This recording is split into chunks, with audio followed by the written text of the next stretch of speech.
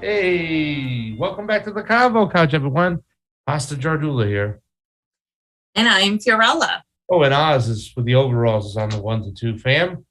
I started off the show with the hat on because usually, I think everybody knows this by now, right? I'm a newspaper guy. There's been a lot of newspaper men out there.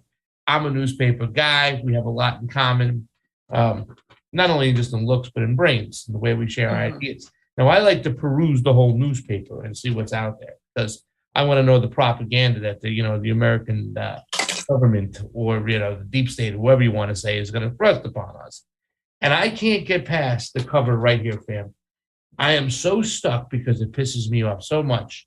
And I know we have a section today, $1.3 billion pledged for Ukraine. Biden on Putin. Once again, we're going to prove them wrong. Fam, we live in a cartoon. We can't have any nice things. They just use these fugazi wars, these fugazi situations to fleece the treasury while the little people get nothing. Nada. Ugats. It's disgusting. You're part of the cartoon though, fam. You are. You're giving us these little cringe. People have called you like the cringe Craig, I think. Cringe Craig? Because, yes, cringe Craig. Because you bring your newspaper hat that makes you look like what's his face? Election integrity dude. Greg Palast. Then you propose to have the cringiest thing. And Oz is to blame here. Okay, because I gotta start off with this section, fam. This is breaking news, you guys. I need you guys to be pissed for me. What Steve understands, because Steve knew how I would be pissed. Okay. Oz put the white man pasta on the cover of the Peruvian coffee, and he called it Global South Gold, and excluded the actual Peruvian. Okay. I think that's pretty cringe of both of these white men. And on top of that, he put him in the background. Let's show the picture. Let's just show the picture. There's Pasta's face. Let's go to slide 6. There's Pasta's face. Slide 6, Pasta's wonderful face with the coffee, proud coffee. And look at the image right there. We go a little bit, zoom into this image right there. Global South Gold. Do you see what's behind there? Oh yeah, that's Cusco. That's freaking Cusco. And there's a llama next to him, right? And it's called Global South Gold. You would think that a leftist or a progressive or an anti-imperialist would think twice before using a white man, giving him a tint, as Steve called it, and putting him as the face of a coffee over the actual Peruvian. I mean, you would think that Oz would have thought this over and been like, especially since Oz talks about women and, propping up women, especially women. This is like, Oz does that more than I do in terms of talk about it. And yet he puts a white man. I mean, this is just blasphemous. All right. Well, first off, just 2 ways there. 2 points I have to make as we handle the situation. Number one, let's put the picture back up there right now. Okay. There's the picture of there it is. Global South Gold. I do have a nice tint near a llama. Very, Aztec and Mayan-ish. You look like a colonizer, a Spanish colonizer. That's what you look like. I do not. You look like a conquistador. Not at all. Yeah, you do. No, I do. You do. Look at that. You totally do. Your hair is not that dark. Okay. You literally. Anyways, the reason why I got the cover here, and let's just explain this, it has nothing to do with culture. It has nothing to do with geopolitics. Oh, no. Hold on, let me finish. I gave you a chance to explain what was going on. Let me give my rebuttal. Hold on a second. The white man always thinks he's just entitled to this rebuttal, right? This Global South Gold tastes delicious, by the way. I've been drinking it all morning. Awesome blend. But the reason why I have gotten the cover here is because everybody knows in the Convo Couch. They say you're the pretty one, Fee, the smart one, the brains, the food guy. Everybody knows. Everybody when a part of our audience knows that's me. I don't even think you've made one successful pot of coffee. Our whole time that I've known you, you've ordered successfully off Starbucks, but as far as making a pot of coffee, never. Most of the time, the person who came with Starbucks, you started was you. a pot of coffee in DC.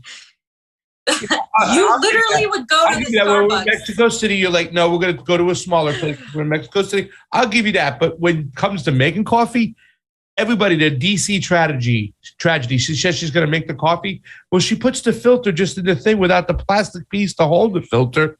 She puts on the pot of coffee. All of a sudden, coffee's spilling all over the counter. I thought the filter was already in Oz there. How was made I an executive decision along with me to keep you away from the coffee product because you're not successful at making. The white man does not get to decide to put a white dude to represent Peruvian and call it Global South Gold. Listen, I want to hear from our friends in the anti-imperialist chat. Okay. What they think. You need to put that picture there and just see how they feel. Our friends. I can't find that chat. I can't find it. I don't know where it's Bolivia. at. I can't find on. The blend. No. Now wait. This is unacceptable. Okay, so that's the first part. Let's get to the second part though. The product itself is solid. It's a blend of Nicaraguan, Honduras, and Peruvian coffee beans roasted to perfection. I've been none of the countries that you represent, but thank you. Okay. Countries we went to on our trip. Yeah. So country we went to on our trip. Where's my face on that? It's not even about the face thing. It's about the fact that you're actually the llama. We've named the llama Fiorella. Wow. Really? I'm the llama. See, guys, just remember this moment. So when Pasta gets canceled, he might be one of the people that actually gets canceled righteously. Because this is just, wow. All over coffee, right? Yeah. This is unacceptable. Okay, so listen. The chat. I need the chat to come in and give their opinion. Do you guys think it's cool that Pasta's face is plastered over a coffee called Global South Gold? Okay, and I promise you, we have more important things to talk about. But I had to call him out here. Fam, and by the way, Pasta's always the one that wants to get Starbucks. I always go to the non-corporate place. I know you do. I said I gave you that. And by the way, I'm going to use my likeness to sell this Global South Gold to Italian-American restaurants so they know they're using the most marginalized people in society. Yes. Yes. The Italian-American man, along with Fauci and along with Alfredo and his brother. Yes. The Cuomos. So marginalized. I'm glad you didn't throw Giuliani in there. You're going to throw in all four of the Italians. Oh, Giuliani just came out on The Masked Singer. Don't ask me why I know that. Yeah. This is you are worse than Giuliani right now. Fam, the product is now in beta testing. We're going to see what we can do to move on to the next part. We did hit the drawing board, and we said, of course, we're not going to exclude Fiorella, that she was going to get her own blend. And why the hell is she making a fuss when we have Moscow Magic Russian Blend? Yes. So now when I get called a Russian asset, this is just confirmation right there. Just confirmation. And Steve called it out. He was like, Oz is going to put you in some white area, where you represent a white. Yes. And there you go. I'm representing Russia. Obviously, Russians are this Eastern, is what I'm talking about. Eurasian, whatever. They're not Western Europeans, but come on.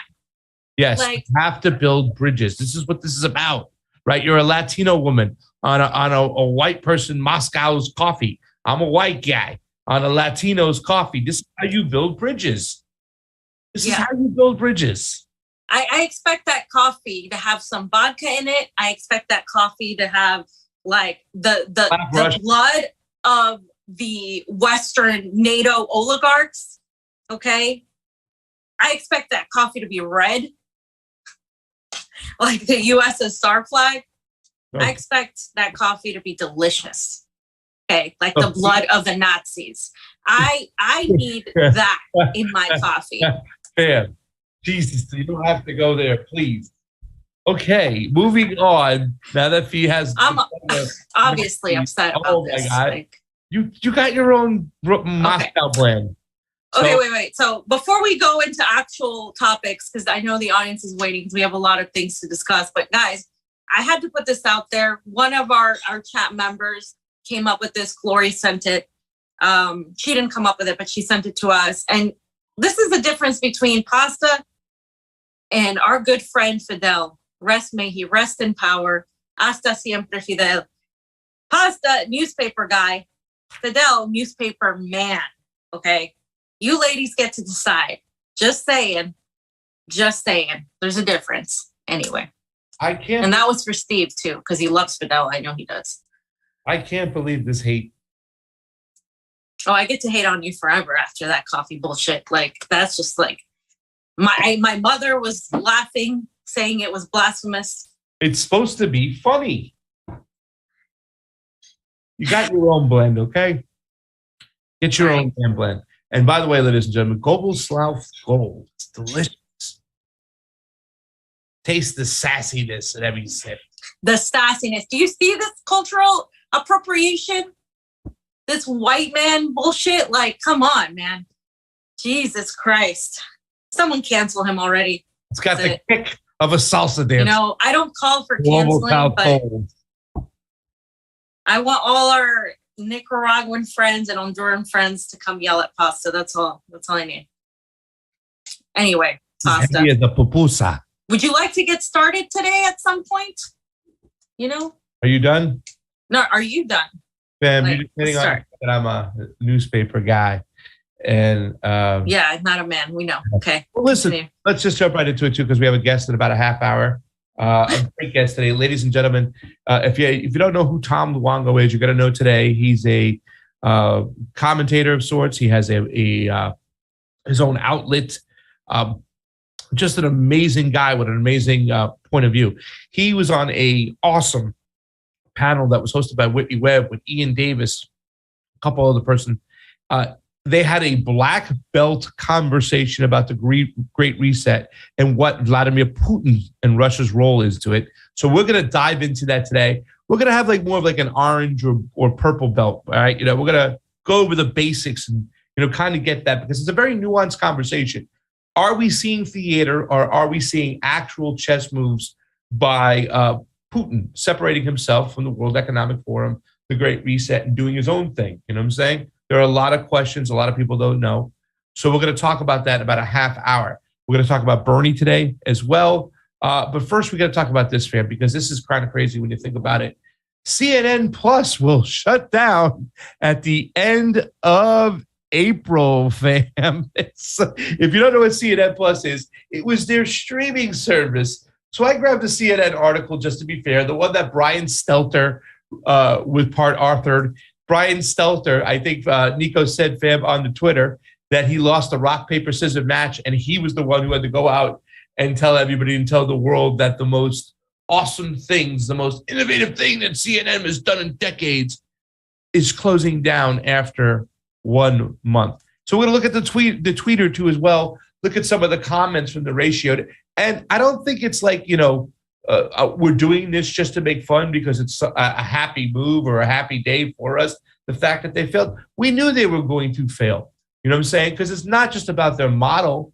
It's about their character. It's about their role, what they're actually there to do, and what independent media is here to do. So let's think about the differences real quick. I'm going to read the quick parts of the article, and then we'll get Fam's opinion about this, and we'll move along. CNN Plus, the streaming service that was hyped as one of the most significant developments in the history of CNN, will shut down on April 30th, just 1 month after it launched. Fam, right out of the gate, the whole fact that they said the most significant developments in history, just because they say it is, doesn't mean that it is. I think they should learn the fact that just because they say something doesn't make it true. And that's what I think these people have. They have this kind of mentality that whatever they say, people are going to take it, despite the fact they've been caught lying and misleading the people for so long. CNN Plus customers receive a prorated refunds on a subscription of fees. Why not just give them back all their money? Why are you going to get prorated? Like, we failed, but we're going to take some of your money. The decision was made by the new management after CNN's former parent company, Warner Brothers Media, merged with Discovery to form Warner Brothers Discovery Family earlier this month. The prior management team's vision for CNN Plus runs counter to Warner Brothers Discovery CEO David Zaslav's plan to house all of the company's brands under one streaming service. Some CNN Plus programming may eventually live through that service. Other programming will shift to CNN's main television network. Fam, do you have anything to say about that before I read one of the last paragraphs of this thing right here? Because it's kind of funny the way they're just making excuses. It's going to leave on a bigger umbrella when that's ready and stuff. It was the old service. Now this is the new management. Anything to say? I mean, in general, this thing is just, it just shows how no matter how much money they have, no matter how many spooks are in there and how they control the narrative, nobody wants to watch what they know is propaganda, especially younger generations. And I think the propaganda game is getting harder for them to replicate. I mean, the narrative managers are still doing it via TikTok. They're doing it via social media influencers on Instagram, via infiltrating progressive independent media. But at the same time, like when it's done at the CNN level, a lot of people just don't it's just not genuine. They don't know what they're doing. They don't know like how to actually be authentic. And it just shows, and it's not going to be successful under that model. So they're going to keep trying to infiltrate and replicate the things actual independent media does. And it's just, I think that's why there's a lot of censorship, because they see us as a threat. And even though we're obviously reaching far less people, there are other channels, like you could talk about Joe Rogan, you could talk about, bigger channels like Jimmy Dore, where they are reaching a huge number of audiences, and they're able to have that popularity in spite of the censorship, in spite of everything. And the more they try to suppress those channels, the more popular they become, and they can't understand that all you have to do is be more honest and authentic, because they don't know how to do that. Exactly. And because that's what they're paid to not do, right? I mean, they're not paid to be genuine and authentic. And that's what it is at the end of the day. It's not about format. It's not about setting and whatnot. I mean, yeah, there are small elements to that. In fact, when we started the Convo Couch, remember we had talked about wanting to start in a little bit more of a professional environment rather than just going on our screens, because we thought it would be more receptive. And you can always look at those elements and whatnot, but at the end of the day, it does boil down to the genuineness. And they're simply not paid to be genuine. They're paid to push propaganda. And I think a lot of them, and I was talking about this with Ryan Christian the other day. How does the snake oil salesman sell the snake oil to the person who's supposed to sell the snake oil? Well, they also make them believe that lie is true. So when they're selling it, they think they're selling the truth, but they're actually selling lies.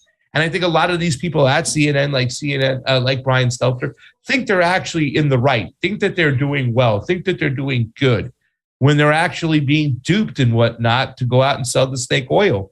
And this tells me right away that after less than a month of shutting down new management, schmoo management, old management, whatever, they're losing their grip, fam. They can't keep the propaganda going. So they're just throwing blind darts at this point right now. And this is why the censorship is so strong. This is why YouTube is censoring us right now.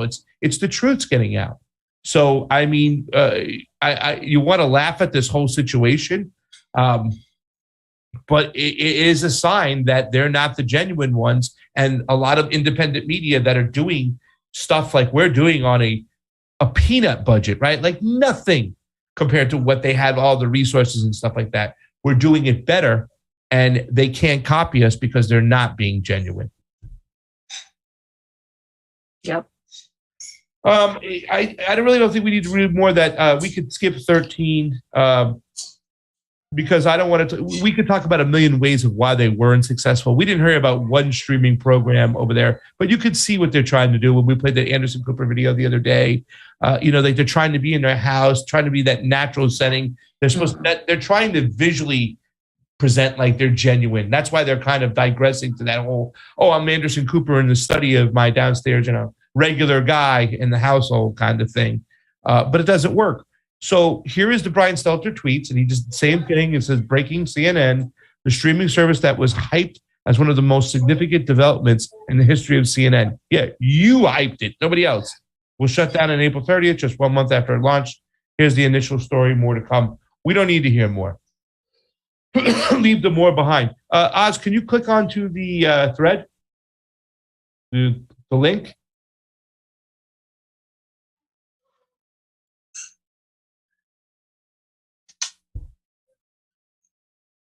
So a lot of people, like a lot of these journalists, like mainstream media, legacy journalists came out, like when people were mocking it, they were like, how dare you make fun of blah, blah, blah. They constantly mock independent media, constantly diminish, devalue, say you're not real journalists. Like, it's like, you know, like we're covering the real stories that they won't even touch because they're too afraid to lose their job. They want to looked upon as being legacy media. There's a lot of cowards in journalism today. They're not real journalists. Okay, they're PR people, they're narrative managers, they're marketing people, they're influencers. They're not journalists. Journalism is covering what you're not supposed to cover. What is adversarial? That is what journalism was in the United States. At perhaps one point, it is no longer that. It is no longer that in much of the West. And there are very few people covering actual stories. And even the ones that are, you know, that initially, like you could say, are more progressive, a lot of those have been co-opted too. And that's just the nature of the game. Very few people have the cojones to actually go and cover these stories, which is why I tell people, like, I value those people that stick their, you know, their entire reputation out, that do cover the things that might be controversial, because I think that's important. And these people, like, they're defending, oh my God, CNN, there's no need to mock. No, there is a need, because you guys are propagandists. Yeah. I mean, the media is supposed to be the eyes and the ears of the public, not the mouth of the ruling class. And that's what they are. Like you said, they're not journalists, they're propagandists and stuff. Some of them I actually believe, like donkeys, I believe, like Stelter, that they're in the right. You know what I'm saying? Some of them just do it because it's for the money and stuff. Yeah. Oz, if you can take it off the screen and kind of make that kind of zoom in a little bit further on the thread, we will kind of scroll down. Thank you so much. Let's go through some of the, perfect. Go ahead, go through some of the comments and see what we get. I can't read from there. It's too small. I wanted to read Fee's comment and Nico's comment over there. I can't see it. It's too far for me. I just said, poor Brian. Yeah. And Nico said something, and yeah, I mean, everybody's just making fun of them. He said, y'all so thirsty for clicks that y'all couldn't, what did you say? You all couldn't wait to put out a place about your own failure, a piece about your own failure. I think that's, a piece about your own failure. That's a whole new level of clout chasing. This is exactly what they're doing. It's like they're clout chasing. They're trying to remain relevant in an age where the media aspect is entirely changing. So yeah, a lot of people just mocking. Cream of bullshit soup. Sent fake news by CNN. All the memes are in there. All the laughing memes. I love the one with the African funeral where they're dancing with the coffin on their shoulders and stuff as they're walking the coffin through. That's a great one. If that you can't see that one, you know what I'm saying? There's so many great memes. Just one after the other. So the next thing I just wanted to point out real quick too, there's two things. One that is this tweet, right? This tweet from Carrie Kellerman. I don't know who she is. I think she's a Republican, but she had a great tweet. Obama's kicked off Spotify. That happened too. CNN Plus canceled. Disney special status removed. I call this a good start. I think it's hilarious that all of that is happening. And I think it points to the shifting sentiment of the people in an era, in an age where this empire is falling, where the economy is about to crash. And I'm not exaggerating. And you know, we're going to talk about that in a second, but like, I just wanted to point that out. And then just to close it out, this meme, CNN Plus, 2022 to 2022, RIP, rest in piss. Sorry. Not sorry. Fam, it's dead. Trey Wright says, can't watch much right now. Love you all. Keep speaking the truth and keep on inspiring me.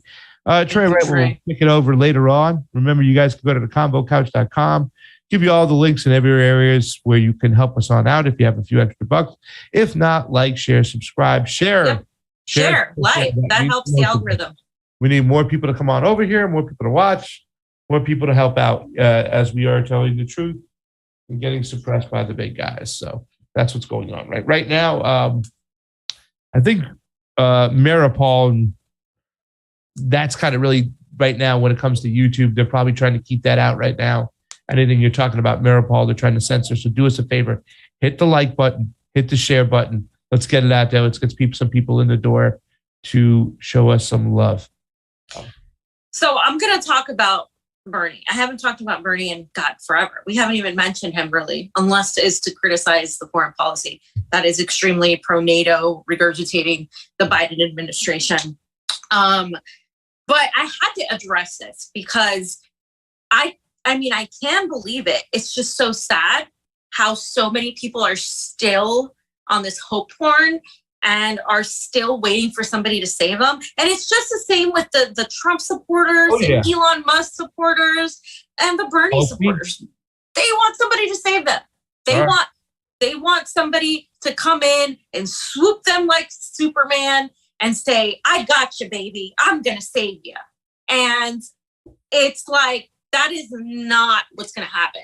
The only people that give a shit about other people are people who are working class, are people who are part of the same struggle. These people, they don't care. Or they have been, threatened or just accustomed to it. And I'm not trying to say he's been threatened to diminish him of any responsibility, because in spite of that, I just told Pasta this earlier, if you can't handle the fire, get out of the kitchen. And Pasta loves saying that because he is a cog. And so it's just, to me, like, if you're going to be a journalist, I tell people this, if you're going to be a journalist, you better be ready to be smeared. You better be ready to be attacked. You better be ready for all of things. It's not supposed to be a pleasant ride here. If you're going to be a politician, the same thing. So the fact that these people think that Bernie running again, I'll vote for Bernie till he's dead. Oh, it's one more time. We'll give it's ridiculous. It's like Charlie Brown kicking the football again. Yep. Right. I'm not going to move it. You promise, Lucy? So I'm just going to quickly go over the opinion pieces, right? So look at all the media, the mainstream media. You have to look at what the media is covering and how they're covering it. All of the mainstream media that smeared Bernie. Remember, the Washington Post put out like how many pieces in one day of Bernie? They're all like talking about him in a positive way. Why the hell would they be doing that right now at this stage in the game? You tell me. From what we know about corporate media, why are they positively talking about Bernie? Here's the New York Times. Opinion, still feeling the burn. Washington Post was actually the one who broke this story. Sanders has not ruled out another run for president if Biden doesn't. Notice if Biden doesn't. And then you have the Washington Post who smeared Bernie talking about this, giving him publicity. Remember when they had the pictures that were extremely anti-Semitic with him and money all over, cartoonish? Like, yeah, recall that and tell me why all of a sudden that shifted. CNN Politics, of course, went on, and that's what we're going to look at in this next article. Top Sanders advisor, who is that advisor who's still close to him? Faiz Shakir. Whose ties is he still within?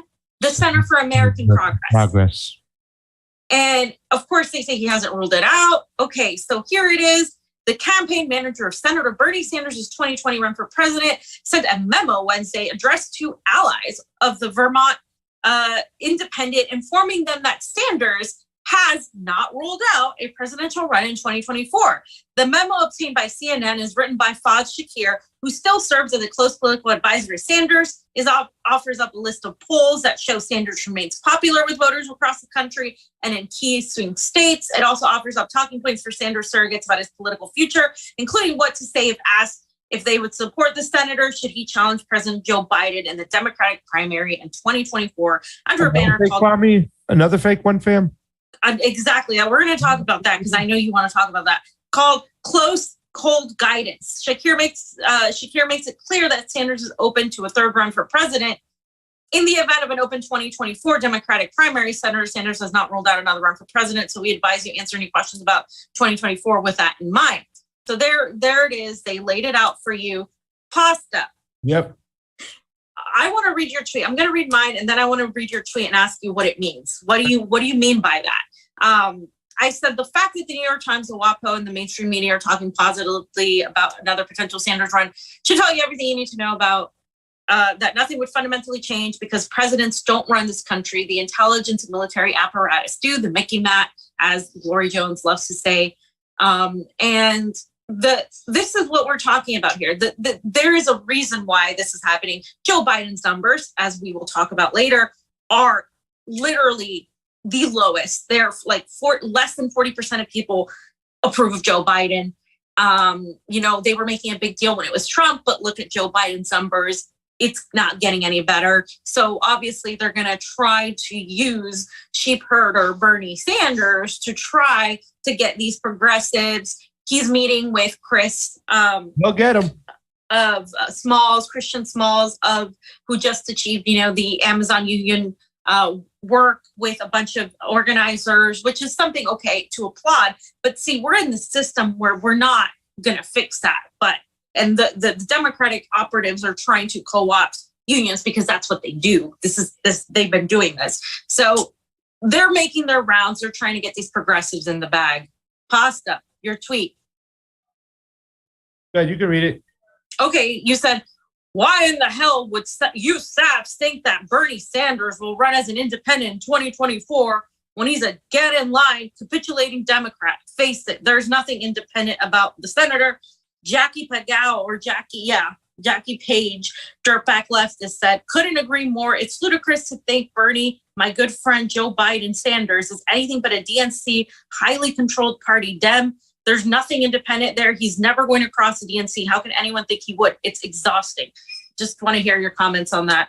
Well, Jackie Pagao summed it up perfectly over there at the end of the day. He isn't. I mean, he's just a straight capitulating, bend the knee to the party Democrat, and in 2016, he was a totally different candidate in 2020 when he decided to buy into the culture wars and, kind of repeat the rhetoric of Chuck the Schmuck Schumer and Nancy Pelosi by saying that Donald Trump was the most sexist, racist, bigoted, disgusting president of all times and stuff like that, instead of concentrating on the worker issues that he was always there with and that. And when he said that stuff, he was pretty much drawing lines and being divisive and saying that anybody who follows Donald Trump for whatever reason is pretty much a racist, sexist piece of, garbage. But yet my friend Joe Biden over here, who's had even a worse record than Donald Trump. And even let's say if it's worse, let's say it's less, it's still awful.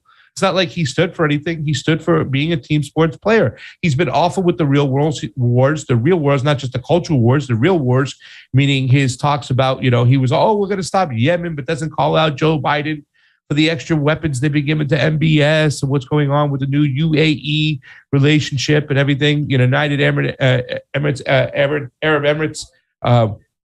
It's just ridiculous. Do we see how he is about Putin? He supported Navalny. I mean, he's been awful at that. He was just terrible around the elections. He pointed out, ways to cheat, like talking about early counting and just saying what's going to happen. He was there to convince a lot of people. He capitulated completely. Remember the CARES Act? He voted for that too as well. Where was him and Oz's favorite candidate, Elizabeth Warren, standing up against that? So, I mean, he's just a completely different candidate. He's a Democrat. He bent the knee a long time, whether he was threatened or not, doesn't make a difference. He's been compromised. And to think that he's an independent or that you should even vote for him as a Democrat is ludicrous and just beyond ridiculous. It's the definition of insanity, doing the same thing over and over again and it's expecting different results. And to see another theater played out with Joe Biden versus Bernie Sanders, I don't want it. Yeah, Hard it's pass. theater. Hard pass. It's his good friend Joe, as she mentioned. Just a couple of other opinions from Steph Cheese Queen. I fucking love that Bernie Sanders does all this union work and continues on that arc, but I will not be voting for Bernie Sanders in Democratic primaries for POTUS ever again. Psyop's sister said, I'm so fucking ready to donate $27 of my paycheck every week to the third Bernie Sanders campaign so he can lose the primary again and mobilize his supporters to vote for Kamala Harris. Nice. Nick said, Bernie Sanders and Ro Khanna introduced legislation to end the U.S. support for the genocide in Yemen under Donald Trump. It miraculously passed the House and Senate, then Trump vetoed it. Why hasn't Bernie Sanders drafted another bill to end the genocide under Biden? Because it's not politically expedient to do so, Nick, because he doesn't have to pretend to hate Joe Biden as much anymore, because he is working cohesively with the same foreign policy of the establishment, because it was all for show. Trump bad. Biden is one of the worst presidents in history. He will go down in the history books as one of the worst presidents we've ever had.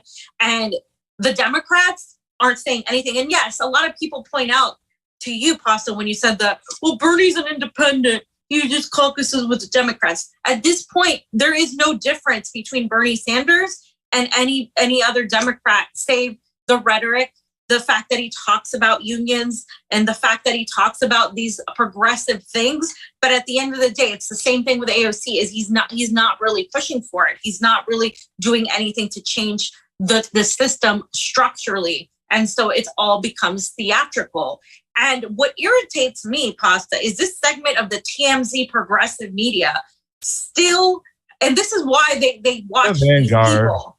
This is why they watch these people, because it is hope porn. It's all about Bernie Sanders. It's all about voting for Nina Turner. It's all about the same bullshit that you could have been talking about 7 years ago instead of like, I mean, I don't know where they were 7 years ago, but you know what I mean? They're very young. I get it. But at the same time, it's like, that was the moment, okay? You had till about 2017.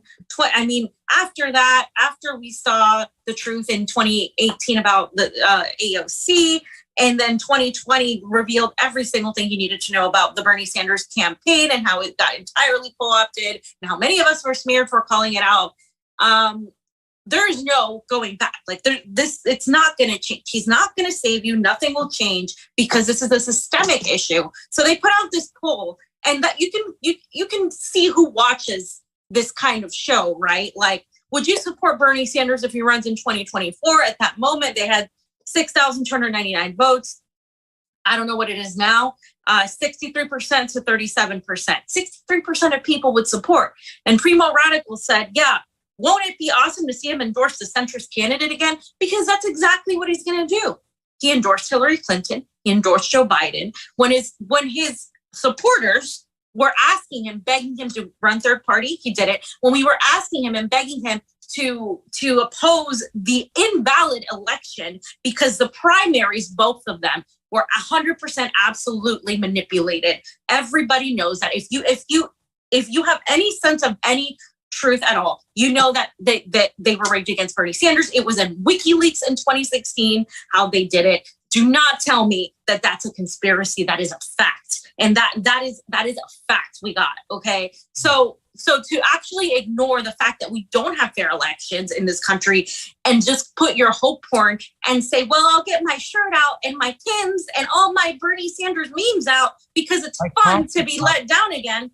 Like, you're a fucking moron. And like, if you're still feeding your audience to this, what?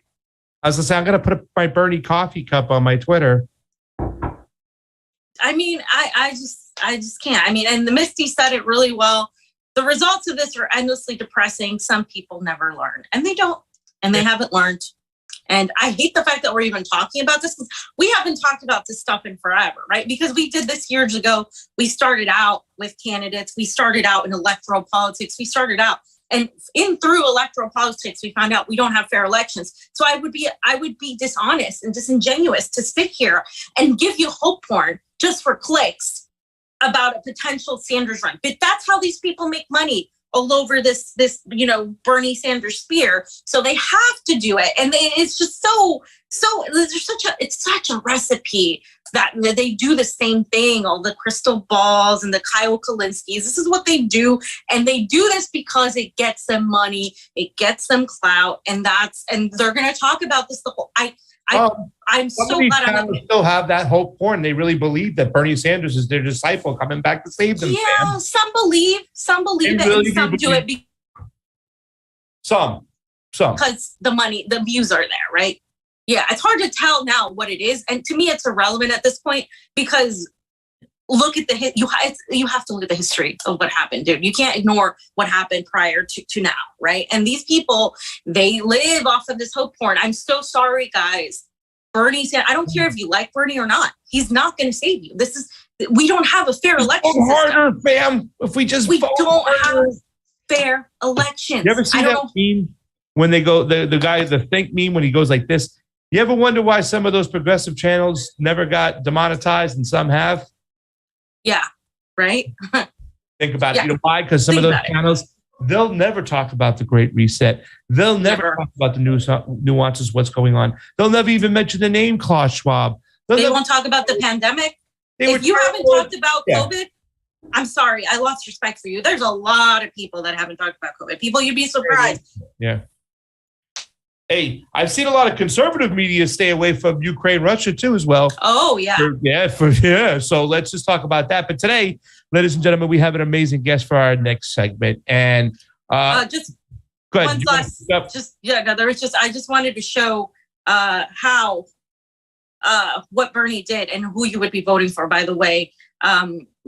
His plan to push Joe Biden left, how he told people to vote for Joe Biden, how the pro-Sanders group was rebranding into pragmatic progressives, and why he didn't want his delegates attacking Biden on Twitter. That pissed me off. So again, we have more important things to cover right now, but I just wanted to tell people, like, this is just ridiculous at this point. Like, we're at a point where the United States, is sending military aid and weapons to Nazis in Ukraine that are killing both Ukrainians and Russians. We are at a point where the United States lied about a global pandemic. We're at a point where they continue to lie and manipulate and censor media to their own narrative to manage. And yet these people still think we can solve this problem by voting. Like, get the hell out of here. We're past it. Yeah. We can welcome our guest now. Okay. So, and yeah, fam, ditto. You don't hear Bernie Sanders talking about the Great Reset too much, but he's talking about how bad Putin is. Right. So, ladies and gentlemen, as you know, Fee was talking about before when we started the whole channel, we were bringing on a lot of candidates and whatnot, talk about their policies and what they were wishing for and whatnot. And we don't do that anymore. We don't have candidates on. We have instead analysts on, commentators on, journalists on, to talk about those issues that are very, very nuanced that need to be talked about. Now, if you haven't caught Whitney Webb's Off Guardian panel interview with one of our guests here today, Tom Luongo, if you can bring him on in, you don't know what you're missing. It is just amazing. It really is one of those. I watched over the weekend, last weekend. I watched, and a couple of days into the week, I watched What's in the Water, and then I watched this panel. I got to tell you, this panel kicked What's in the Water's ass. And we have one of the guys on for the panel. His name is Tom Luongo. He's a commentator, and you can go to, what is it, tom.co for all your it's tomluongo.me. Yeah. Quick question, Tom. Are you related to Roberto Luongo, the goaltender in hockey? But I wish I was. No, not at all. I am a hockey fan, huge hockey fan. I used to be, but not anymore. So I remember when he was drafted. I remember the deal that happened at the draft that day for him. It was crazy. I'm like, so it was very cool. But no, who was your hockey team before you left? I'm a Sabres fan. I used to run a Sabres blog, as a matter of fact. And get out of here. No, yeah, seriously. I used to run the biggest Buffalo Sabres blog on the internet back in like 2005 through 2008. I used to write for AOL Fan House. We all got the first generation of hockey bloggers coming out of the lockout. Like myself, Eric Mackerlane, James Myrtle, and a few others. We all got picked up by AOL. And, we all thought it was cool that we were getting paid $8 a post to write for AOL because, getting paid the blog was kind of cool. And then just realized that this is not a long-term, career choice. So it just kind of petered out over time. Well, we'll talk about hockey another time because fans get really mad at me if I start diving into stuff and, don't get into the topic because, we talked the other day and like Fam and I, Fiorella was very excited to have you on because of your perspective. And I'm just going to set the table for you because I only have like 5 questions written down, but I think the first question is going to take some time to unpack. there'll be a little pushback on it, whatnot. I'm going to play devil's advocate because personally, wait, I just want to say something before you ask him this question. So our friend Gloria, she's a journalist. She loved your takes on the panel, and she was talking about how you need to hear what he said. And I heard the panel, and some people were like, "Oh, he's being a little rude there. He's being a little attacking." And I was like, I didn't see that. I thought he was just saying the truth. I tend to agree with your perspective. Pasta's a little bit more suspect. So go ahead and Pasta. Go ahead and start that. And I felt the same way too, fam. I don't feel he was attacking. He's a sports guy. He was giving no guff, just like little slap shots right off the edge. And I want to talk about it because he also used the term, said, I have the economic hammer. And that's where I want to kind of slow that conversation when we get into that. As Fee just said, she's a little bit more with your perspective. When you look at the nuance of the Great Reset, I often say, I don't know if this is theater being played out in front of us and Putin is part of the World Economic Forum and he's doing exactly what is planned. And it's this kind of overall plot to get us to buy into and to eventually allow ourselves to be genetically disabled through vaccines and whatnot and everything, and to have control and social credit scores. And then there's an argument, and as a Tulsi supporter, we now hear this from a lot of Tulsi people, that people like Vladimir Putin have been disenfranchised from the World Economic Forum. You yourself have kind of felt like the World Economic Forum, you said, hates him. And he's saying, you know what? I ain't playing anymore. I'm going to do my own thing. Instead of your new world order, we're going to kind of propose a fair world order or a different type of world order. So can you give us your 3-minute pitch? Your position is that you believe Putin is no longer liked by the World Economic Forum. And you kind of cite that one speech that Putin had. Can you give us your 3 to 5 minute pitch on why you think Putin is not part of the World Economic Forum and is no longer in line with Klaus Schwab? Oh, it's really quite easy.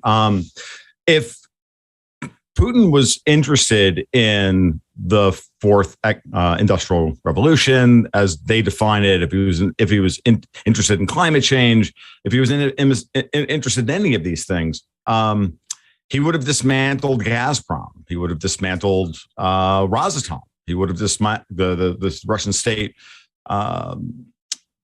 nuclear power, the nuclear SOE. He would have done so many things. He would have knuckled under ultimately to all of the things that they've told us that we need to do.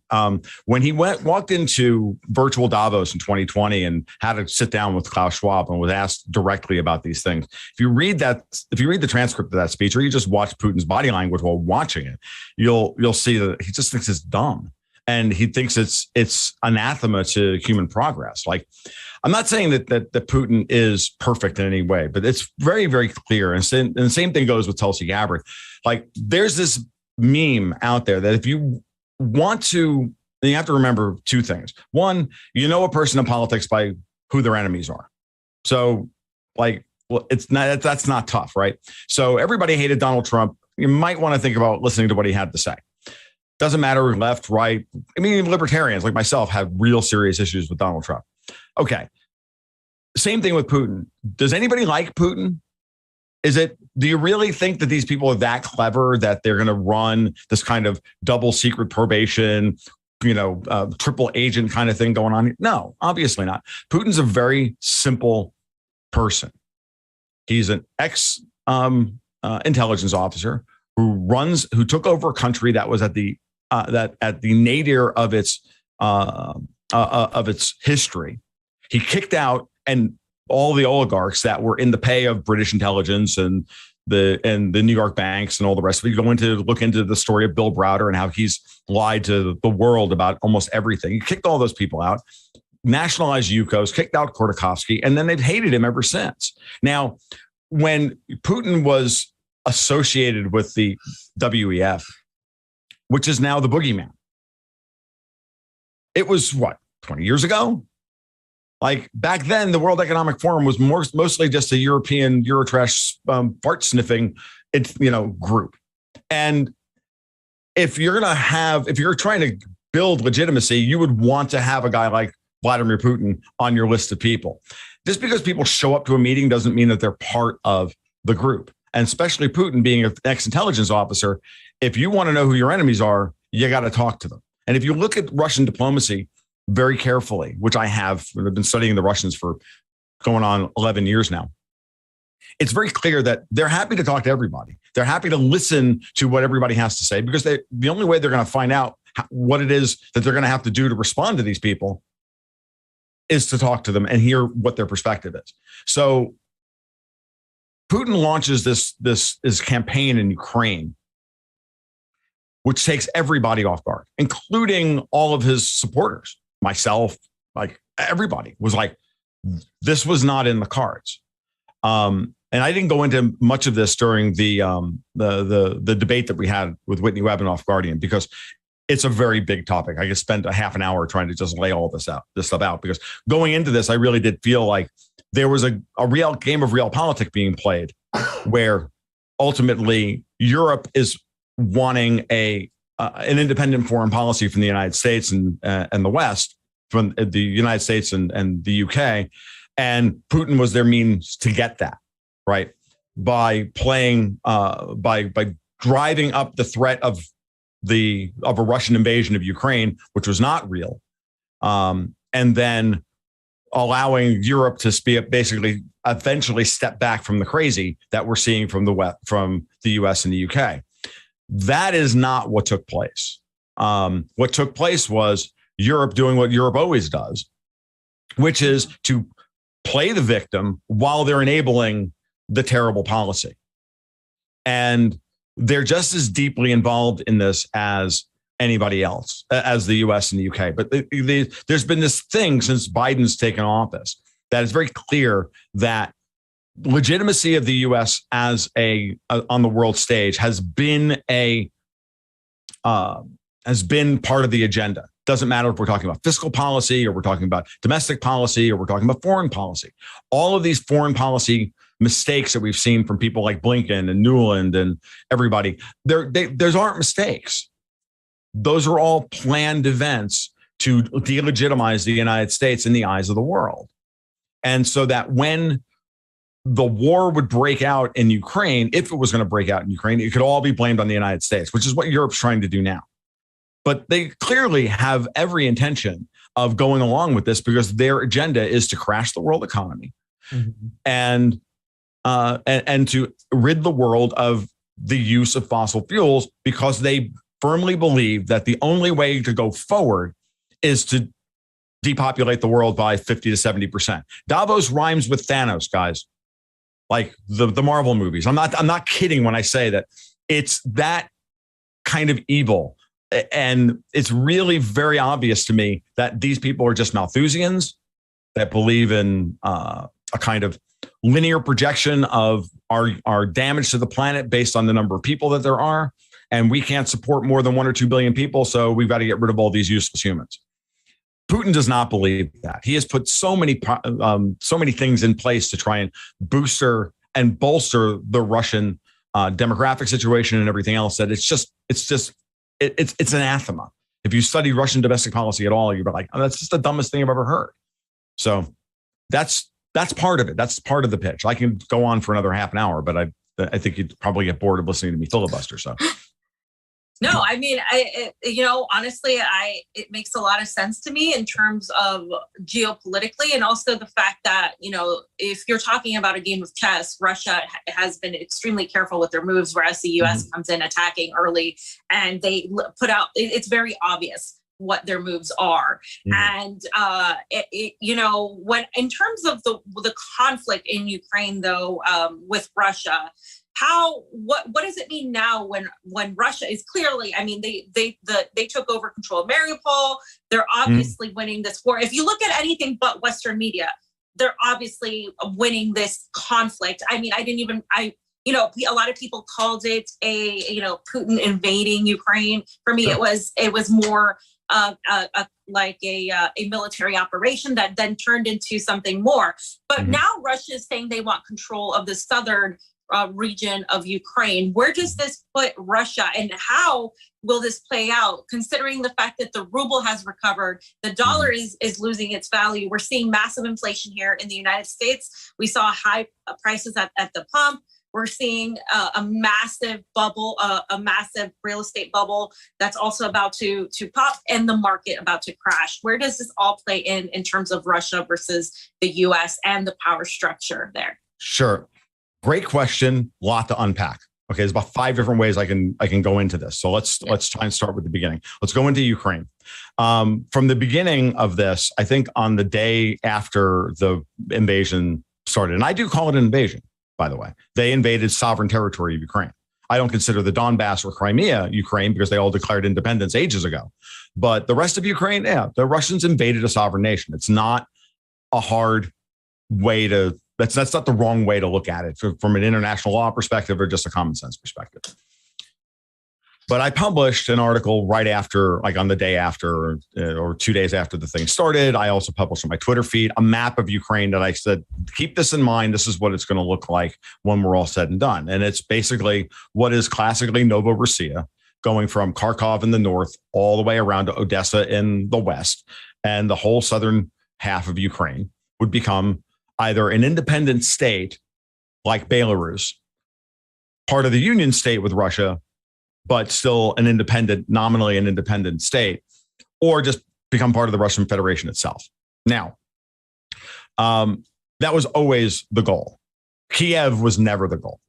Now, at the same time, they launched a basically 4-pronged assault with the hope of getting a decapitation strike on Ukraine, which failed miserably, by the way. And I don't care what anybody says. I'll go toe to toe with Scott Ritter on this one and say, look, they failed. It's not hard to say that they failed in Kiev to take it. They didn't take it.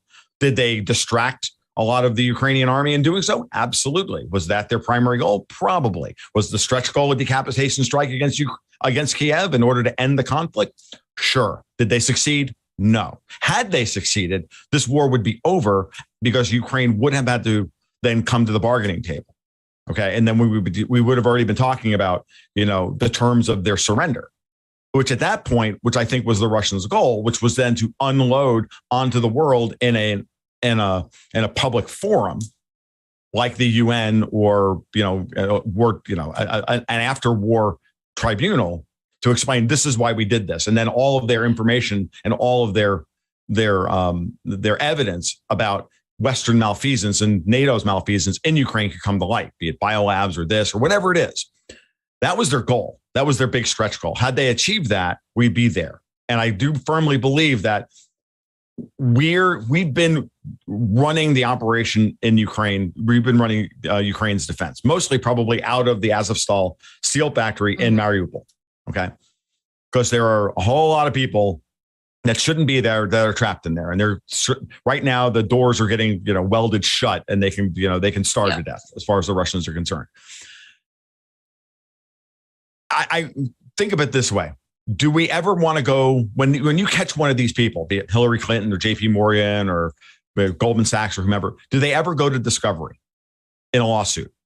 No, they never go for discovery. They always settle out of court first. They always do something to avoid the presentation of evidence in an official capacity. Yeah. That's what's going on in Ukraine now. That's why the United States is telling Zelensky not to surrender, even though the Ukrainian army is getting carved up, even though civilians are dying, even though all of these things, which are terrible and we should not be discussing anymore. The thousands of people that are going to be killed have been killed and will be killed because war is disgusting under all circumstances. But because they don't want to go for discovery, because they do not want to be, ever want anybody to know what the truth is, we're going to sit here and we're going to grind this thing out to the last Ukrainian. Yeah. Now, are the Russians playing as much of the PSYOP game as the United States is? Of course they are. Are they as good at it as the US and Europe? No, not even close. And so, but I will say that I think that there's a certain amount of success that they have been able to generate in order within the dissident West. People like myself who really do want to believe that the Russians have been more successful than they actually have. The truth of the matter is that Russian military doctrine is just simply different than U.S. military doctrine. They're willing to throw men and materiel at a problem. Like, this isn't like, we can't look back through history and see the Russians throwing millions of people at a problem. Like, if they're not necessarily particularly good at this kind of combined operation. So it is what it is. And I know some people have used this as some kind of idea that maybe this could be the reason why Putin is actually working for the WEF. Nonsense. It's just old Russian military doctrine. Now, when you look at that and you take that and you start to back out and you start to think about what could Russia's grander strategy be, well, it's, in my mind, it's always been a war of attrition. I've studied Putin for a long time. I've watched how he conducts operations against the West. He makes a big initial move, be it Syria or Georgia or South Ossetia, and then forces a response. We, of course, always move in and say, okay, we're going to lengthen this thing out and try and turn it into a war of attrition against the Russians. And the Russians turned it into a war of attrition against us. Because now we're dealing with the reality of the situation, which is that the Russians are a major exporter of almost nearly every strategic commodity there is on this planet. And they have said very simply, got gold or rubles? No? Okay, cool. You can't have any. It's that simple. And it was the move that myself and Luke Groman and many other financial analysts looked at this and said, this is all they have to do. And so what the Russians are doing now is they're not just undermining the World Economic Forum. Okay. They are literally beginning a new monetary architecture. Zoltan Pozar of Credit Suisse came out about 3 weeks ago, a very famous article, at least within my space, my corner of the internet, called Bretton Woods 3, where he described a new commodity-based global monetary system. Okay. Where Bretton Woods was the one that was put in place after World War II. Bretton Woods 2 is what we've been living under, the kind of dollar reserve standard. And then today we're moving forward into a commodity-backed system. And by tying the ruble to gold and therefore Russian oil through the ruble to gold, and Russian gas and Russian aluminum and titanium and everything else, what Putin is doing is putting maximal financial pressure on a hyper-financialized system that is built on the back of rehypothecated paper, gold, and commodities. In a hyper-financialized system like we have today, where paper is the price setter and the commodity producer is the price taker, right? That's who has the power in the system. So the commodity producers for the last 75 years have not had pricing power. They've been at the mercy of whatever it is the guys trading futures contracts and speculating on futures contracts and at the LBMA or the COMEX or ICE or wherever. They're the ones that have all the pricing power. So the commodity producers are on a kind of drip feed, making 1%, 2% a year at best, and having to just grind out a subsistence lifestyle. If you can then, corrupt their government and get them to buy a whole bunch of loans from the IMF and the World Bank in order to rebuild after a currency crisis, CF Argentina or Venezuela or most of Africa, and you can see what this millstone looks like. The Russians have always said no to this. Okay, certainly the Russians under Putin have always said no to this. And so now Putin has now flipped the tables, and he's chosen this moment in time when the financial system is at its most vulnerable. It's at its most over-leveraged post-COVID. It's at its most overextended and needs a greater injection of liquidity in order to keep asset prices where they are. He's like, no, we're going to collapse it. We're either going to force one of two things to happen. Either the price of physical gold is going to rise to offset the paper that you printed, or we're going to collapse the paper gold market. I'm trying not to give everybody the finger, or we're going to collapse the paper gold price, and we're going to collapse that system, and asset prices have to fall by 90%. Either way, asset prices have to fall relative to commodities by anywhere from 75 to 90%. That puts him in a very, very powerful position, especially with the Chinese backing him up. Okay, because the Chinese, remember, have a physically settled gold futures market over in Shanghai. They have an oil futures contract that trades medium sour crude. Okay, which is the only futures contract that trades medium sour crude in the entire world. Everybody else trades light sweet, Brent, WTI, Dubai. And that contract can then be, the proceeds from that can be then filtered onto the Shanghai exchange and converted to physical gold. So there's no reason why the plumbing is already there to create this financialized version, this new financialized version of the world based on physical commodities controlled by the Russians and the Chinese. Yeah. And so that's where we're headed. And what happens in Ukraine at this point is almost an afterthought. The Russians are going to take everything to Odessa. Kharkov, I think, is up in the air because, we'll see what happens. But everything else, like we already have Donetsk and Lugansk are ready to have a referendum to join the Russian Federation. Zaporizhia has already stated that they want to hold the same referendum. We're going to see the same thing coming out of Kherson and then Mykolaiv and then eventually Odessa, which is the strongest ethnic Russian, part of the entire country other than Crimea, who's already part of the Russian Federation. So once that happens, this whole northern coast, which I said last year when this was going on, I wrote an entire article for my newsletter in February of last year when they were ginning this thing up. I said, look, at the end of the day, this thing is going to turn around. If they piss Putin off enough, he's just going to turn around and invade and take the entire southern coast of Ukraine and turn the Black Sea into a Russian lake. Yeah. That's what we are today. So you've given us Putin's stated objective, right? Mm-hmm. What's motivating him? Is it for humanity? Is it for different power with other oligarchs? What is motivating his stated objective? Before I even give any of the pushbacks of some of I have some pushbacks still. Sure, that's fine. And we'll talk about that. But let me try to understand what you think is motivating Vladimir Putin. It's easy. Yeah. Russia. Putin's a Russian nationalist. Yeah. He's a Russian nationalist. He sees this in terms of this is an existential threat against Russia. He understands the history of Russia and the West's interference into Russia, going all the way back to the British Empire, mind you, that this has been an issue. A recent speech by Putin at either this year's Valdai discussion forum or this year's State of the Union address stated quite explicitly, like, communism is a Western idea you people gave to us and nearly destroyed us with. Like, it's a Western idea created by a German philosopher and implemented by Brits.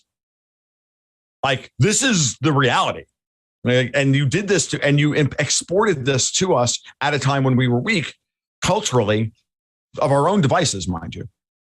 And a century ago, and then we lived through it. But Russia itself, as a concept, survived even communism, and so Putin is very skilled at tugging on those nationalist ideas and believes very strongly in the idea that the Russian state is supreme, as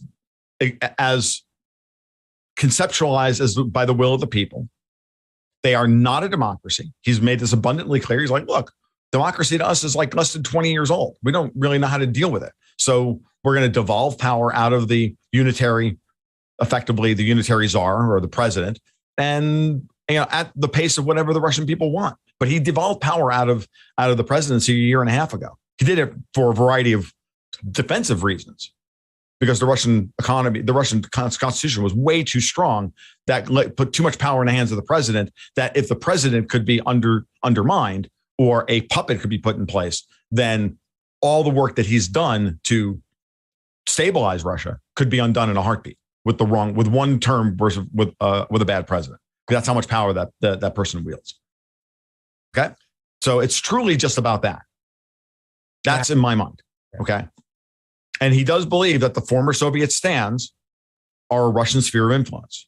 He's not interested in the Warsaw Pact countries at all. He's not interested in Poland. He's really not even interested in the Baltics, Estonia, Latvia, Lithuania. He's certainly not interested in Bulgaria or Romania or Hungary or anything. Ukraine is traditionally the way you destabilize Russia. Mm-hmm. Right? Oh. And that Ukraine cannot fall into Western hands. It either has to be left as a buffer state, or he's going to take it over. Pam, did you have any questions, or did you want me to just keep going? Well, I wanted to go into how China is playing into this. But did you have something else before that? I can do my pushback after Sure. this question. Okay. This interview is happening exactly like I saw it. So go ahead. Cool. Okay, so China, obviously you talked about them of being involved now. I believe that was one of the reasons why Putin acted now instead of later. One of the criticisms that the people had of him were, why didn't he act sooner? So we know China is a major player, obviously, as I would say, a superpower. But what's happening in Shanghai right now? How does that play into the economic plans, considering the fact that many people are blaming, of course, as predicted, right? The economic fallouts happening worldwide, not just with Russia and Ukraine, but of course with the Shanghai lockdown and all of that's happening.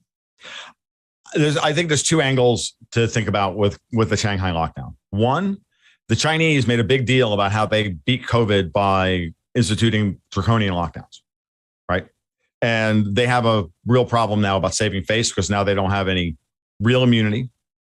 They don't have any herd immunity, and they don't have any vax immunity because the vaccines don't provide any immunity. And so now they've got a problem with potentially saving face. That's one angle. And I think it's a minor angle. I think it's part of why they're doing it. The other thing is, I'll be quite honest with you.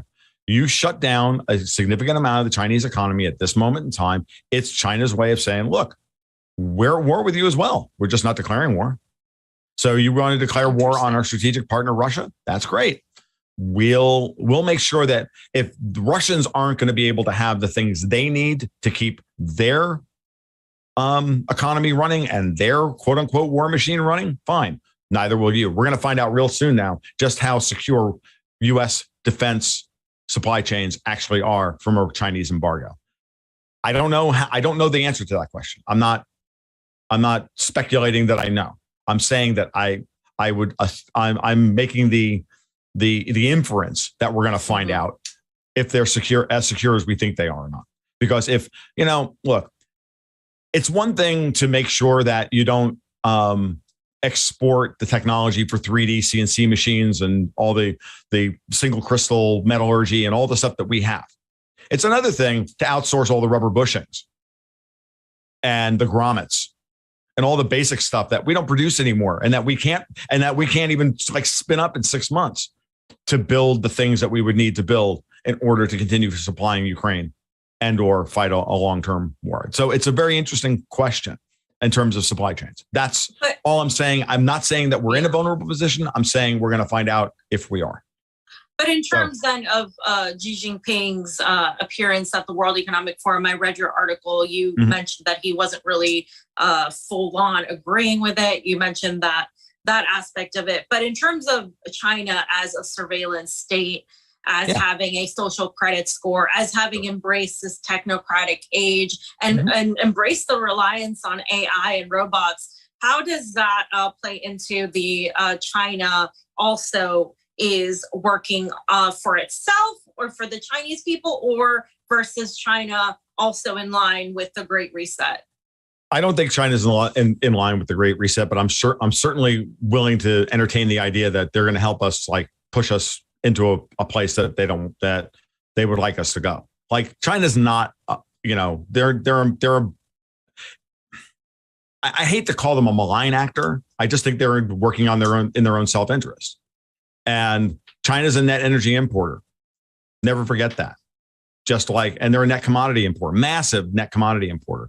They have their own vulnerabilities relative to the size of their population. So, the CCP is paranoid. I think their rule over China is brittle and metastable. Okay. And so that just their embracing of technology in a technocratic, surveillance state doesn't surprise me at all. We're talking about the Chinese Communist Party after all, and technocracy.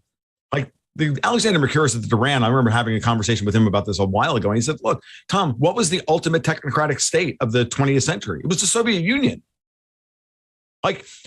Communist states tend towards a kind of technocratic outlook on economic planning. They use outmoded, weird, linearly produced data, linearly extrapolated data, and create and construct 5-year plans from them and then operate them, whether they're efficient or not. They don't believe in the free market. They don't believe in a chaotic dynamic system where prices respond to input pressures and all the rest of it. They don't believe in that.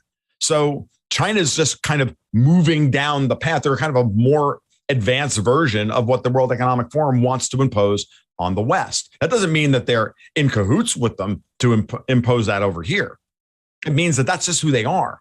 And their society is different than ours.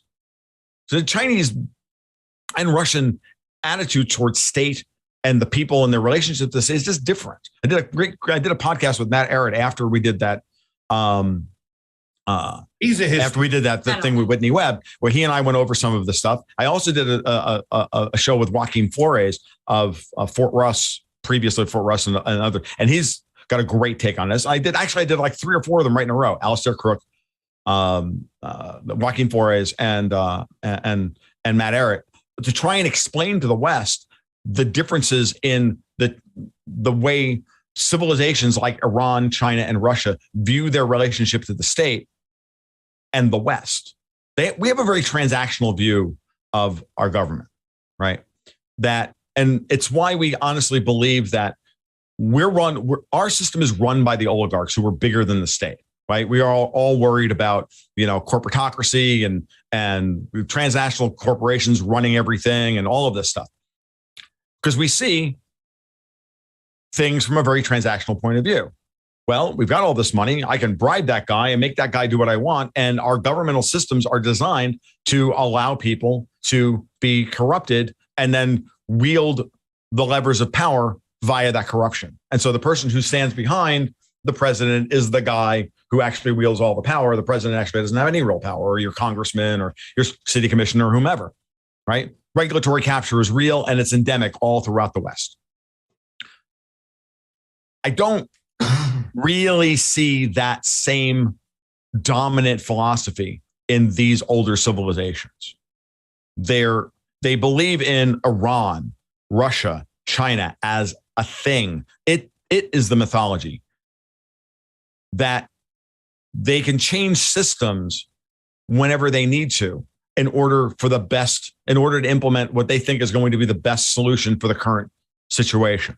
So if it's a czar in the 19th century, fine. If it's communism in the early 20th century, fine. If it's third way kind of, half-assed capitalism today, fine.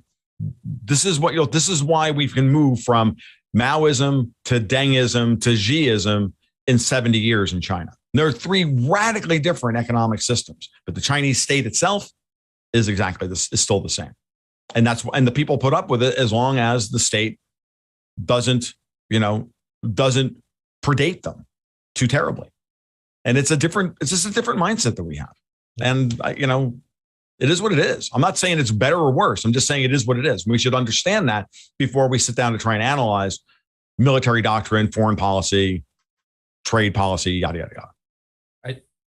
I think also China has a higher floor than the United States. You know what I'm saying? Like they found a way to take a lot of people and move them out of poverty and raise the floor. Whereas if, United States has gone the opposite direction, and now we got close to 750,000 people homeless on the street.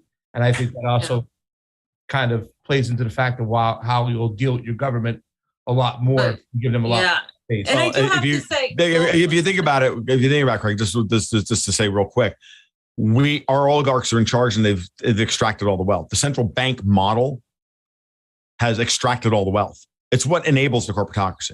And remember, guys, I'm a hardcore libertarian. Yeah. So I can tell.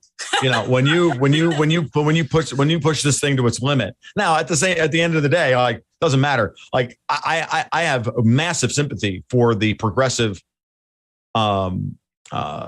critique of Western capitalism. I just don't agree with how we should go about replacing it. That's where it's about implementation. It's not about stating what the problems as stated are really obvious. Like to me, I think everybody sees what the problems are. The question is, how do we solve those problems? And what systems are we going to move towards? And what do we have to go through to get there? I mean, I get pushback from libertarians all the time that I I'm giving aid and comfort to tyrants. I'm like, yeah, but like Ancapistan is like hundreds of years off, guys. Like I got to deal with this problem that's there in front of me right now. And that problem right now is that we're a world at war. Like it's crazy. I'm like, I could care less about where we're going in 150 or 200 years. Like I give a crap. Like, I got problems to solve today. Ancapistan, fam, go ahead. I'm sorry. I was just going to say that argument that we'll have that libertarian versus, whatever socialist argument another day because we would have ran out of time. But I did want to say there is another perspective that the technology that's being embraced in China is coming from the West. Like the surveillance state, all of that is literally adopted from the West. And so it's just, to me, it just seems kind of like, well, what about that aspect? Perhaps billionaires, there are oligarchs there that have ties to big money, particularly in the West, that have ties to certain, especially in Shanghai, a more liberal oriented city. So to me, there could be, I think, a double play within the Chinese society. I don't think they're like, homogenous. No, they're not. Yeah. I didn't mean to simplify any of that, but I'll say this. What I mean by what you have to realize here is that Xi's made it abundantly clear that China has the classic tall poppy problem. Like, does everybody remember when Jack Ma went missing for like 6 months? Mm-hmm. Okay, like this has been going on since Hong Kong. Since the protests in Hong Kong over the extradition law, Xi has been going out and just taking down oligarchs left and right, while further closing China's capital account and kicking out Western NGOs and Western money. George Soros is hopping mad because he's got billions of dollars trapped over in China that he can't get out. And from what I understand, it was an Evergrande. And like, if I'm Xi, I'm like, yeah, you ain't getting that back. And that's why he's the devil. That's why Xi's the devil. But again, the Chinese state is, again, brittle. It's fundamentally, I mean, look, everybody is dealing with this, the reality of a collapse of the Western financial system. And there's this repricing or this revaluation of assets in terms of commodities. And it's going to cause political pressure on everyone. It's going to cause a breakup of the United States here. It's going to cause the European Union to finally fail. It's going to cause China unbelievable amounts of internal problems. It's going to cause Russia problems. It's going to cause everybody problems. And if you don't think that people who have power aren't paranoid about losing that power, be it China, Davos, the New York boys over in the Southern District of New York, the New York banks, or, hell, like your average South American dictator, it doesn't matter. They're all worried about that, and they all react exactly the same way. They become more paranoid. They lock stuff down, and until at some point their regime collapses. And that's where we are today. Quick question. It comes in different flavors, but it's not all, just because it all kind of looks the same doesn't mean that they're all on board with the same program. Just so we know where you're at, give me a South American dictator. I say that, and the sad part about it is that I really regret saying it the minute I said it. To be honest with you, I actually don't have any. I actually don't even have anyone I can actually point to. I don't even have a problem with Maduro. I mean, he's an idiot. He's the bus driver, but he is what he is. And the Venezuelan people, for all intents and purposes, have chosen him because of the pressure that we put on. They put because of the pressure we put on them. I don't even care at this point. I mean, when you're dealing with this situation, when you're dealing with people who are going to lose power, they always become paranoid. It doesn't matter who they are. Okay. So let me tie into one of my last questions, and if he has more, we can kind of finish it up. I know we're like 43 minutes past the hour. I'm going to push back because. And I want you to help me understand your point of view over here when you talk about Putin has made these moves because he's a nationalist, because he's for Russia. That, to me, tells me he cares about the people. He cares about Russians, people of his own country. Sure. And, why then why the COVID tyranny in the country and stuff like that. Why not? We know from when it comes to COVID, there's other therapeutics and other things you can get into. I can't say what they are, But why the COVID tyranny? Why those avenues when it came to the forcing of the boop boop? Sure. And also, too, then tie that into the why is also Russia on board with these central bank digital currencies? And you know what I'm saying? They've given Bitcoin a little bit of a stiff arm. You have a Bitcoin thing in your. They really haven't. Yeah, I don't think they have. They've legitimized it for the banking system in order to get around sanctions. What they've done is look the Bitcoin regulation in Russia. Not until the sanctions came upon. Before that, they were all them and G were giving the stiff arm to Bitcoin. So now actually again, Craig, Costa, I don't think that the Bitcoin regulations that the digital currency regulations that were put in place were meant to create a regulatory framework to legitimize and create legitimate Bitcoin businesses within the Russian system. Again, it's a different currencies is what I'm saying. And now central bank did now the Russians as far as now, are they pushing towards a potentially digital ruble? Yes, they are. Are the Russians potentially going to have more of a surveillance state than we in the West are comfortable with? Yes. Is that possible? Absolutely. Is it going to work? Who knows? Because this is the thing. We know that it's coming here in the West. We know that Europe is going to do it. We know that at a certain level, that people explore these things for two reasons. One, as a potential defensive mechanism against somebody else developing the same thing. That's one. And two, as to whether or not they can actually use it for real. Remember also that the Bank of Russia is still IMF controlled. Okay. Navalny is not, she's a very interesting, the head of the Bank of Russia is a very interesting figure.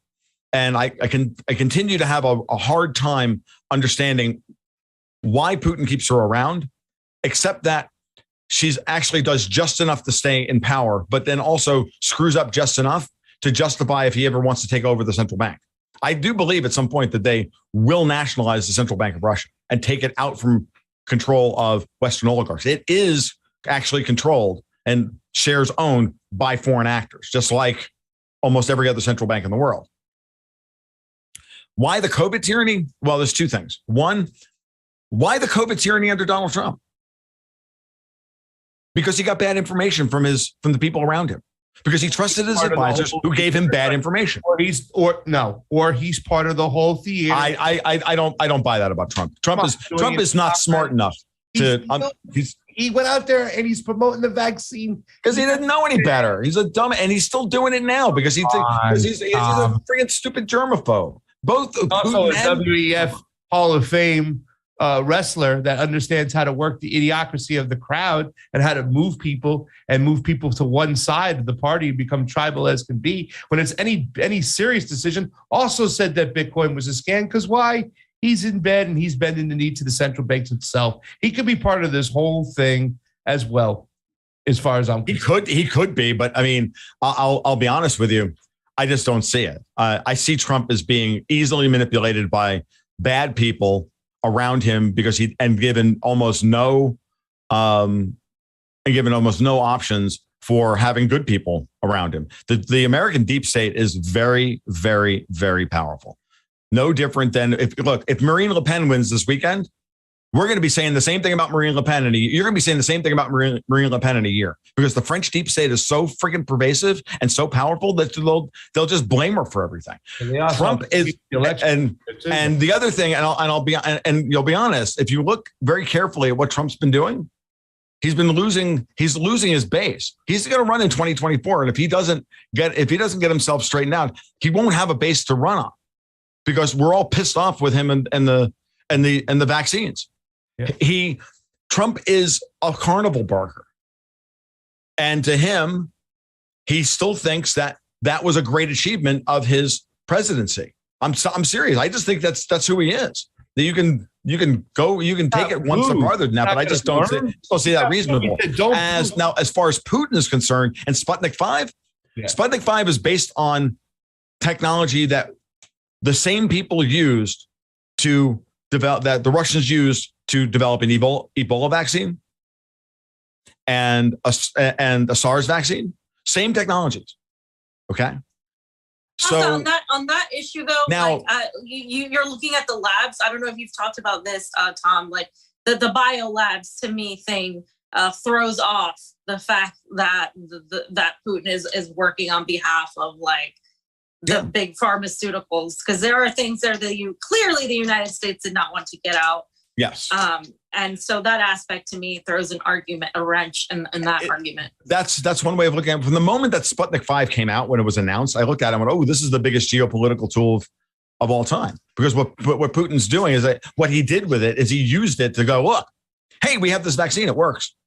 You can distribute it now to everybody. And when the EU and the US and everybody else said, oh, no, we can't have your vaccine. You have to use our vaccine. That's your clue that Sputnik 5 was designed as a tool to blow open the entire COVID vaccine narrative. Okay, that's what it was, and that's it. I know that there's still a lot of discussion now about, well, people are still dying from from its spike protein and all this other stuff. I'm not going to argue this point. Putin is not going to be that well informed about the virology. He's going to trust his advisors on this. He's not like that's not his gig. You got to remember, you're running a country here. You're going to, at some point, you have to either trust your advisors or you don't trust your advisors. And if you're past bad information and you say, and they give this to you and say, look, this is a great tool. And it was a great tool geopolitically because it actually wound up helping to get the Indians off of the whole COVID train. Yeah. Between that and the words we're not allowed to use. Yeah. The therapeutics we're not allowed to use. I think they did a fine job, because once the Indians realized that big pharma in the West were trying to kill off hundreds of millions of Indians, they're like, oh yeah, no, we're with Putin. Yeah. Because if Putin was part of this, come on, they wouldn't be buying Russian energy in rupees right now. I know. I'm just, and I'm not saying that you're wrong, and I'm not just saying that you're right. I'm still saying that I got questions. I don't know. I mean, Sputnik V was funded by a Russian oligarch. The whole system. So sure. It's just questions that are asked and stuff. Fam, do you have anything else to ask Mr. Luongo? Because I do have one question that I think our audience would be interested in. Because he so eloquently put it on that. Make it a quick one. Okay. Go ahead. Could you just really briefly, Tom, explain the racist element of the Great Reset that you kind of had talked about on the panel and where it's from? I firmly believe that old European money is some of the most racist people on the planet. Just to put it like blunt, that they look at everybody as the help. They look at the Chinese as a kind of insectoid race. They've always looked at the Russians as dirty Slavs, and they look at everybody else as just kind of the help, and that they feel entitled to tell everybody how the world needs to be run. And I honestly, and they look at us Americans as the dirty Yanks who stole their colonies. It's very obvious to me that that's what's going on. And so you can see this. This is why my theory of Davos seems to work so well, because you can just see these people manipulating everybody into bad outcomes. War in Ukraine with American money, and then forcing the Chinese to get paranoid about about us taking Taiwan, and like all of this stuff. And all you're doing is you're seeing these people want to roll up all of Western capital back into Europe, where it has gotten away from them. That the Americans have gotten too rich, the Chinese have gotten too rich. We've never been able to subjugate the Russians, and we want our colonies back. And we want the control of the world to come back to us. And that's what the Great Reset is all about. And if you really push all of these arguments, and you really push all of the not the arguments, but the events, and you start thinking in terms of the White House works for Davos, but the Federal Reserve may not. If you start really looking at, well, where are the breakpoints in this? Because this all goes right back to Trump and their opposition to Trump, their opposition to Brexit, their opposition to Viktor Orban in Hungary, their opposition to Matteo Salvini in Italy, their opposition to Marine Le Pen. It's all the same thing over and over and over again. And this whole Great Reset is that Europe is the basket case. It is the economic basket case of the world. It is the most indebted. It is stuck at negative interest rates. It's destroyed the euro as a potential replacement for the dollar as the world's reserve currency. And now the only thing they have left is a digital euro and massive debt default, which was exactly, by the way, the same friggin' playbook they used to foment World War II. World War II started with a European sovereign debt default. Nothing new here. They pushed everything too far, and then they're trying to get everybody else to fight the war for them. And got news for you. This time, I don't know that that's how it's going to play out for them. So, yeah, no, I think I just look at them like, really? Like you can't see the inherent racism in Klaus Schwab's books and his attitude towards the rest of the world. You can't see it in the rantings of Guy Verhofstadt or Jean-Claude Juncker or any of these people. You can't see it. Tony Blair. Yeah. Really? Yeah. It's crazy. Amber King asked, question for Tom real quick. Sure. Just really briefly, how do you see Ilhan Omar's strange flex in India and Pakistan on the world stage? Very troubling. I saw a picture of Imran Khan and Ilhan Omar the other day. It's like, why do you got to do that, Imran Khan? Yeah, I don't know. I didn't follow that at all. The less said about Ilhan Omar, the better. I just don't follow her on a daily basis. I'm interested to see what's going on, how Khan deals with his current problem, whether he can come back into power or not. I don't think it's a current problem. I think it's an opportunity for real revolution in Pakistan. Oh, I agree. I agree. Away from the West. This guy is beloved, yes. And he went and seen Putin. He was the first world leader to go see Putin, and he defied the West by doing so. Yep. So I'm very interested in Pakistan. The thing I find really interesting is Modi, Narendra Modi in India. Yeah, the 180 that Modi has done in the last 9 months has been. I haven't seen anything like it in geopolitical history. Pakistan, are you talking about? No, I'm talking about him turning around and allowing Bill Gates to be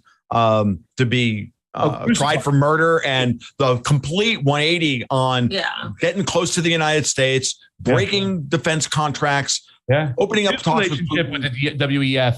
Yeah, right? The whole thing, because he was all in on banning, the notes above the $20 the $20 bill, size of roughly a $20 bill. He was all for the cashless society and doing all of this stuff, and then something happened. And I'm telling you, what happened was when all of those, when in Upper Pradesh, and the response to the doctors in Upper Pradesh saved all those people, he went, oh my God. They were literally trying to kill hundreds of millions of my people. Yeah. And that changed him completely. Yeah.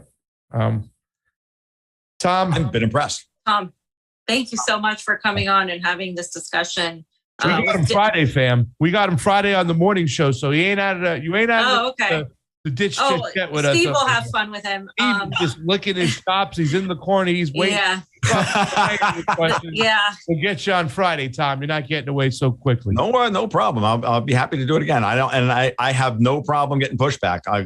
We haven't even gotten into the Federal Reserve yet. What I think is going on. We haven't gotten into the whole that one. Aspect. You have no idea how much pushback I get from people about my theories about what's going on with the Federal Reserve and the New York banks. You have no idea. And I've been right all the way down the line with it for the last 9 months. So tell everybody save that one for next time. Yeah, for sure. Well, you can find me over my blog at tomluongo.me. You can find me on Patreon at patreon.com/goldgoatsandguns, where we publish a monthly investment newsletter, trying to tie all of this stuff up into a coherent portfolio strategy. I've got a podcast. All that stuff's findable at the blog. And obviously I've got my Twitter feed up, which is the big one. So use that as well until I get thrown off of Twitter, which I've tried mightily to do. And I somehow haven't been. So if you act the way you did today, when you didn't say the I word, when you were talking about India, that's why you're not going to get thrown out. Just say the I word, they'll start to throw you out. I have used it, and I still haven't gotten. I mean, I've done everything I can to try and get thrown off of Twitter, and it hasn't worked. You'll get it soon. Thank you so much for joining us today, brother. We really do appreciate it. Appreciate it. Appreciate the time. I appreciate it. Have a good day now. See you on Friday. Yep. Bye. And we get the best guest. We do. We get. I mean, I would love a discussion. Actually, now that I'm listening to him.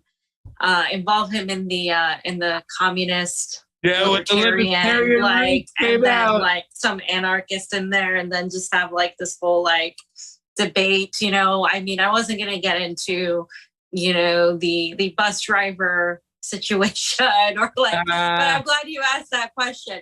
Yeah, it's funny.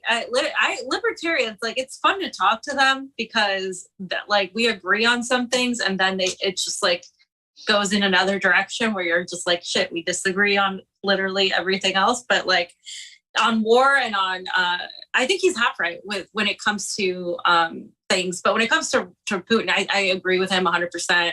I think Putin is a nationalist. I think Russia is also a country that's undergone so much strife, so much suffering. And I think he's going to do what the people of Russia want him to do. I don't necessarily think it's because he's like Mother Teresa or anybody like that. I just think it's because it's what is necessary. I do see Russia pushing back as a legitimate. There are also other elements within Russia that have joined Putin in his opposition to the West in spite of having political differences, including the Communist Party of Russia, which is highly anti-mandate in questioning the COVID narrative. So for a lot of people that don't know that's what it was. I also disagree with him, like saying that this is the surveillance state comes from it's coming from more of the East or the communist side. That's coming from the West and the money and the technology and all of that. So I think there's an element of that too. So yeah, very interesting perspective. I know you're not convinced about the Russia but I think I genuinely think this is real. It might be for different reasons than what he's saying, but I definitely think this genuine thing is happening in terms of whatever push for multilateral stuff. It's not whatever. I mean, I just don't see. I just don't see that people are that everybody's in on the same type of thing. It's just impossible. I don't see it as everybody around the round table, all these oligarchs coming together and agreeing on everything. I just don't see that as being like, I see that as too simplistic. But we'll see. Anyway. Putin apologist, that's all you are. Daniel Esquivel Reynoso, thank you so much for the work that you do. I cannot tell you how much your perspective helps me stay informed about the world we live in. Thank you so much, DER, Daniel Esquivel Reynoso. Thank you so much. AREM, thank you for the generous Super 8 contribution. Fiorella is on fire. It's my favorite. Pasta is coffee. So Fiorella, when you criticize pasta, you're really only attacking coffee. Stay good, get better. Convo Couch rocks. Have the best weekend. Thank you so much, AREM. You are one of the producers of the Convo Couch, AREM. Producers, of course. Amber King, we asked your question, and I think you gave a good answer. The least we talk about Ilhan Omar, the better. Yeah, agreed. Lori Lamb, thank you for the Super 8 contribution. As always, appreciated in the counts. I've heard there's a lot of great reset surveillance state efforts underway in Russia. James Corbett did an interview with an American living in Russia explaining this, said it's worse than Europe. Now, Lori Lamb, that was the actual panel. He was on there. His name is Riley. That's the interview that was done. Oh, that was Riley. So that was Riley. And he talked about specifically the COVID. I wasn't a fan of Riley. Well, that's what the James Corbett interview was about. So go ahead, check it out. It's on the Off Guardian. It was done 3 weeks ago. You can check it out on Rockbin. It is amazing. Zoran Vasiliak, thank you for the Super 8 contribution. It is always appreciated on the couch, fam. Fam, I don't know if I can do this. Fam, no. Newspaper. No, we're skipping your newspaper segment right now. Okay. Right here in the newspaper, 1.3 billion pledge for Ukraine. Yes, fam. We know. Okay, so let me clarify a couple things, right? A lot of people are talking about 800 million. That was last week. This week, Joe Biden announced 500 million. 8 plus 5 is 13. 1.3 billion in total in like a week. That's like that, right? 3.4 total since the beginning of the conflict. Just so you guys know, right? We got people on unemployment. We got high gas prices. We got food shortages, homeless people on the streets, highest rent prices, inflation. I mean, we're going to talk about this right now, right? And they get Joe Biden just like this for Ukraine, usually to neo-Nazis, Azov Battalion, C-14, all the paramilitary fascists in Ukraine. they're getting all this money. It's going to where? It's not going to help poor Ukrainians. It's going to literally kill people. And so, okay. So CNBC has had this article. I think they explained it the better in terms of the numbers. So Biden said that the U.S. will send 1.3 billion in additional military and economic support to Ukraine. So again, he authorized another 800 million security package and an additional $500 billion indirect economic assistance. So we're on slide 34, us. And so that's how you get that number. You get that number with adding the two together. The latest security package, which includes heavy artillery and tactical drones, comes as Western intelligence warns of an intensified Russian offensive in eastern and southern Ukraine following weeks of stalled ground advances on Kiev. Quote, this is money the government can help use to stabilize their economy, to support communities that have been devastated by the Russian onslaught, and pay the brave workers that continue to provide essential services to the people of Ukraine, Biden said from the Roosevelt Room of the White House. So that is what Biden's reasoning is. And Biden had a call with Zelensky, and that's when he authorized this new 800 billion. And since Moscow invaded Ukraine on February 24th, the Biden administration has deployed more than 100,000 U.S. troops to NATO member countries and authorized 3.4 billion in security assistance, as mentioned. Just to reiterate, the United States is literally like fighting like with Russia via Ukraine. It's obvious, of course, members of the Azov battalion in Ukraine are there, but this is the United States and NATO's proxy war. And so far, they've provided more than 4 billion to Ukraine since the beginning of Biden's presidency. So since the beginning of Biden's presidency, about 4 billion has been on Ukraine. Over 20 billion since 2014, fam. Biden is a Zelensky Democrat. That's who he is. He's an Azov battalion Democrat. He's a Nazi Democrat. I mean, he's all this funding for Nazis. And again, I call them Nazis because that's what they are. We don't exaggerate here. So in aspect to that, right, we're facing a 40-year high inflation. And this was predicted last year. Investors brace for the highest inflation reading in nearly 40 years. Again, CNBC. This was published on December 9th, 2021. Wall Street expects the consumer price index on Friday to reflect 0.7 gain for November. So again, it's gotten worse, right? And it will mark the highest year-over-year level since 1982. Though markets expect a high reading, investors worry that the Fed might react aggressively to one that is even above consensus. So this is just the beginning of that. And to explain it, I did a little video yesterday. I had somebody help me edit this. But if you guys just watch, I mean, it's just quick. It's basically reiterating what I just said. So let's just play it. President Joe Biden just signed off on yet another $500 million in military aid towards Ukraine. This means that the U.S. has given a total of $3.4 billion in aid in less than 2 months. We're sending it directly to the front lines of freedom. While President Vladimir Putin's approval rating keeps going up, Joe Biden's approval rating has hit record lows in popularity. While the ruble has largely increased its value since the beginning of the conflict in Ukraine, the American dollar has reportedly decreased in value. Most Americans are beginning to question why Ukraine gets so much money so easily without extra hurdles or approvals needed, while they're left facing a 40-year record high inflation, food shortages, and higher than ever prices at the pump. In fact, most are beginning to question why the Azov battalion in the Ukrainian military need more weapons and missiles and why that's even a top concern, especially when they're a nation in debt and they're facing higher than ever interest rates. With the upcoming midterm elections and the economy headed towards a downward spiral, things aren't looking good for the Biden administration or the Democratic Party. No, they're not, fam. No, they're not. And it's going to get worse for them in terms of the theater. Line of freedom. Right. Line of freedom. That's just another way of saying I'm going to sell weapons and use your money, guys. Yeah. I mean, it's your money. I mean, it's the money that could be used to actually help people. I mean, we get tired of saying this. It's just, but that's what it is. So a lot of people are starting to question when the hell does Ukraine get all this money? What about us? What about America? Blah, blah, blah. Because now it's affecting the direct profits of Americans. And until Americans are directly affected by something, they don't pay attention. So now that they're being affected directly by something, they're starting to be like, what's going on here? What is the purpose of this?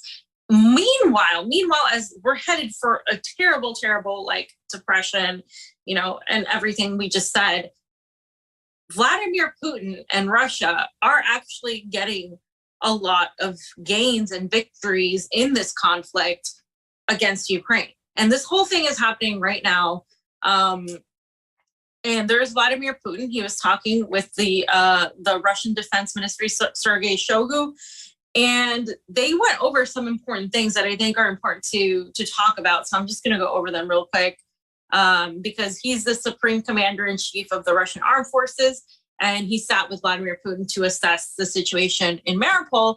And basically, what happened was that the armed forces, and this is, of course, breaking news as of like 24 hours ago, the Russian Federation and the People's Militia of the Donetsk People's Republic liberated Mariupol. According to the Russians, they use the word liberated because a lot of those people wanted the Russians to come in. And the remaining nationalists are hiding in the industrial area of the Azov steel plant. This was mentioned, of course, by Tom. This Azov steel plant is where the remaining of the neo-Nazis and the military are there, and they basically have closed it out so nobody gets out. So Mariupol is a major industrial center and the main transport hub on the Sea of Azov. In 2014, the Kiev regime declared the city a temporary capital of the Donetsk region, and during the 8 years, it's been turned into a stronghold for the Ukrainian nationalists. And it was known as the capital of the Azov Battalion. So there's a lot of military weapon and hardware that has been in the city, including tanks, etc., rocket launch systems, the Toxika U missiles, etc. And they were stocked with missile munitions, fuel, lubricants, etc. And so the main infrastructure facilities, including the seaport and the waterway, have been mined and blocked with floating cranes. The majority of the vessels there belong to other states. So what's important to note here is that a lot of the equipment that's there belongs to NATO, belongs to the West and the United States. So that's just something I wanted to point out. It just shows you like that's where they were storing a lot of their equipment. Yep. And a lot of the equipment, of course, is not like Ukrainian, like because they're not NATO's not in Ukraine, fam. NATO's not there. No, they're not in Ukraine. And then you got the president of Ukraine going, there's a NATO base here in Ukraine, just a couple kilometers away from the Poland border. I'm like, why would you say that out loud, idiot? You're not supposed to be a NATO member state.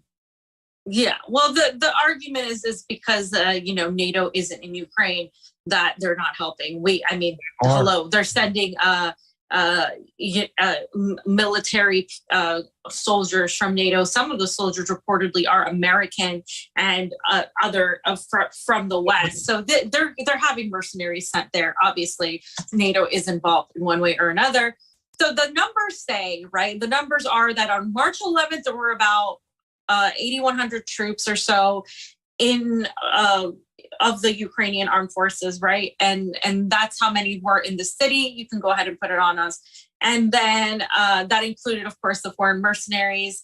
But during the operation to, quote, liberate the city, as said by Russia, over 4,000 of them were neutralized, 1,478 were surrendered, and the remaining group of over 2,000 were blocked in the industrial area of the Azovstal plant, which is what we're talking about here, and neutralized, obviously, like totally either killed, left, whatever, etc. In the resistance efforts, the nationalists used almost all the residential buildings. This is yet another thing that they were talking about. So we've seen countless videos. I post them on Twitter. They're all over Telegram, where these vehicles and artillery weapons and stuff were placed on these ground floors, and the snipers were on the upper floors. And then there were separate units armed with the ATGMs as well. The residents were brought into the middle of the floors and basement and used as human shields. This is has been literally proved so many times. I don't have to go over it, but there are many witnesses to that. So, remember Pepe? Pepe writing about this stuff early? Yeah. I mean, where does he get his info from? The guy is just like, wow. When we were putting this out there, I was a little bit nervous myself because a lot of it hadn't been confirmed. Pepe put it out there, and now everything that you're reading right now is kind of confirming what a lot of guys were talking about, especially in this part right here, this region. So yeah, and so they were using civilians as cover when the Ukrainian army would be retreating. They would use these civilians as cover, and so they talked about the latest incident being 4 days ago when they were liberating the port area, and they made almost everyone leave. And you can put this up as the high-rise buildings so that they could flee, leaving behind ruins, including completely destroyed socially important cultural sites. When liberating Mariupol, the Russian army and the People's Militia units from DPR took every precaution to save civilian lives. And he told Putin that as he instructed, humanitarian corridors were created daily since March 2nd to evacuate civilians and foreign nationals. And they were encouraged. So right now they're still doing it. They're encouraging the servicemen of the Ukrainian armed forces to lay down their arms. They're encouraging them to give in, and they would forgive them. So they're going to be forgiven. They're going to get medical help. This is like part of the conversation that they were having. And I'm going to play some of the conversation, so I'm not going to go over everything. You can go to slide 49. So as of today, he said the Russian army and the Donetsk People's Republic People's Militia control all of Mariupol. So we'll show you guys like the literal flag placing, and everything else is being blocked in the Azovstal territory because the remaining forces are there. And so so I'm not going to read this because you guys are going to see it, but let's go ahead and play this Putin video where basically Putin tells them not to go in and attack the Azovstal area because he wants to protect the soldiers. Because if you think about it from a military point of view, this area is closed off. So when the soldiers come in and they're fighting the Ukrainians, these Ukrainians are, low on food.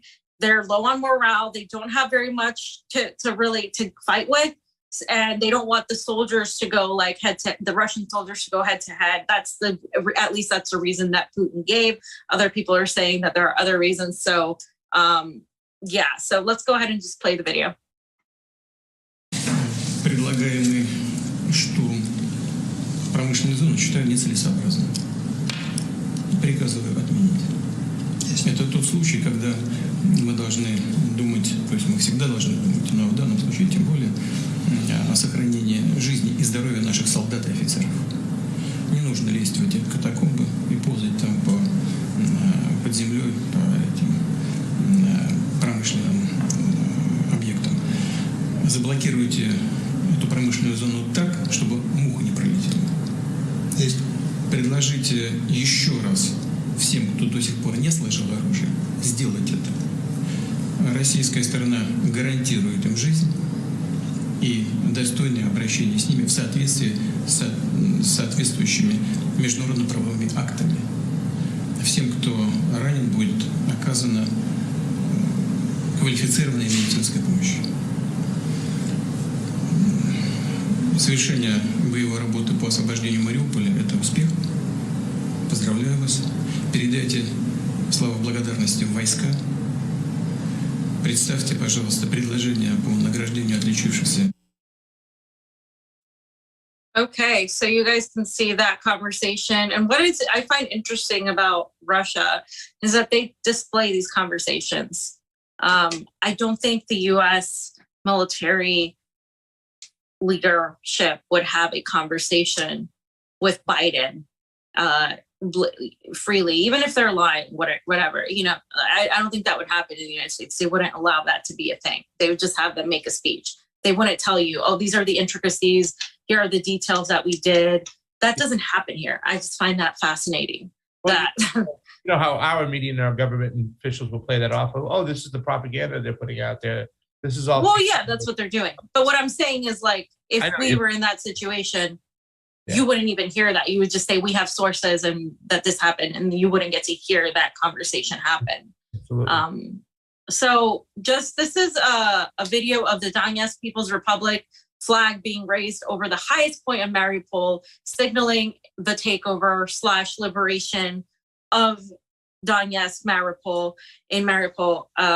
So that's that's what's happening. That's what happened already. And Pasta, you have a tweet here. Well, let's see the video. Did you play it? The video's playing. Yeah, it's a short video. Yeah, I just said that Joe Biden has just pledged another $1.3 billion to Ukraine for weapons.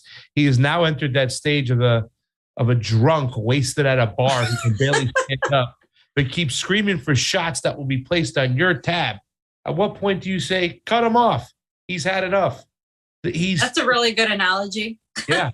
He's just ordering shot, barely screaming, get it, and it's all your money. Let's go. It's like enough, pal. You know what I'm saying? But there's something I want to point out before we get to Gonzalo on the particular situation we're talking about right now, as you just kind of talked about the whole Mariupol situation. The area where I really strongly disagree with Tom Luongo when it came to the actual warfare that's taking place on the ground, I tend to agree with more Scott Ritter. Mm-hmm. I believe what is going on is that the Ukrainians have a very strong playbook of guerrilla warfare, digging in deep, like you just talked about, the way they're using the civilians as shields, kind of blending in with them, so therefore they can't just annihilate. It wasn't Putin's plan to annihilate this part of Ukraine. Yeah, I agree. It was part to them to liberate them, to create the buffer zone that wasn't given, that Ukraine was supposed to be, wasn't supposed to be pro-West, with Nazis getting funded, whatnot, and terrorizing ethnic-speaking Russians. So he's creating a buffer zone. So the Ukrainians that are there in these areas, he has to be very delicate. He has to go troops on the ground and kind of go in there rather than just carpet bombing like the United States would do, because these Ukrainian citizens are eventually going to be loyal, part of an independent country that's loyal to the Russian Federation. They're going to be essentially Russian citizens. So you got to go in there in a delicate manner. So I do lean a little bit towards more what Scott Ritter has talked about. They don't want Kiev. They just wanted to blockade Kiev, and they did surround it. So I am in disagreement with Mr. Luongo. I think Russia is handling this war, from what I've seen, the way they wanted to, on their own timeline. They're going to take their time. They're going to try to save as many citizens as possible. And when people say that Putin doesn't play the PR game that well, I think they're wrong too as well. He wants to show that he's going to give these soldiers medical attention, whether they be on either side of the aisle. They'll get their fair day in court, you know what I'm saying? Some of them. But he's going to play that PR game because he wants to show he's not in this for death and destruction. He's in there to create the buffer that's needed for Mother Russia. And that's making sure that Luhansk and Donetsk are liberated. And I don't know how he's going to deal with the southern part of Ukraine, but he's not going to allow the West to have control of the Black Sea and Odessa and all the maritime channels over there. That's something I just want to point out when it comes to that. That's why he's handling this war the way he's handling this war. And he said they're going to do it on Russia's timeline, not the West. I agree. I agree with you 100% on that. 100%. I mean, yeah. I think if Russia wanted to take Kiev, if they wanted to take Ukraine, they would have. So at least Kiev, they would have already done it. I think they have the capacity. They have everything they need to do it. And I just don't think that it's not because I like Russia or because I love Putin. It's because it's what I'm seeing based on the military strategy. And they do have a certain strategy that's entirely different than the West. And I can say that those things aren't true, by the way. Right. Yeah. Well, but I don't understand. Well, that's the reason why I don't understand. Like, if Putin is doing this for that reason, then that's partially why I think that this is real and that he is opposing the World Economic Forum and the Great Reset. In those terms, I do think there is some opposition, whether it's him alone or whether it's a group. I definitely think there is pushback to this global agenda because of that, because of the actions towards what is beneficial for Russia. That's what I'm also one of the reasons too for me. But as many of you already know, it's all over Twitter. Gonzalo Lira. Speculate, boys and girls. No need to speculate. This is why we were, we were not confirming anything.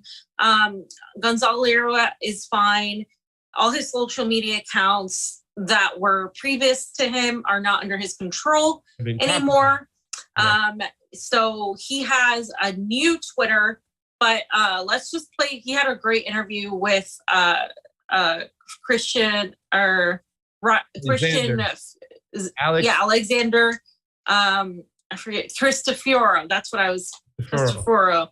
I was thinking of from the Duran this early when we were all like sleeping because the hour difference.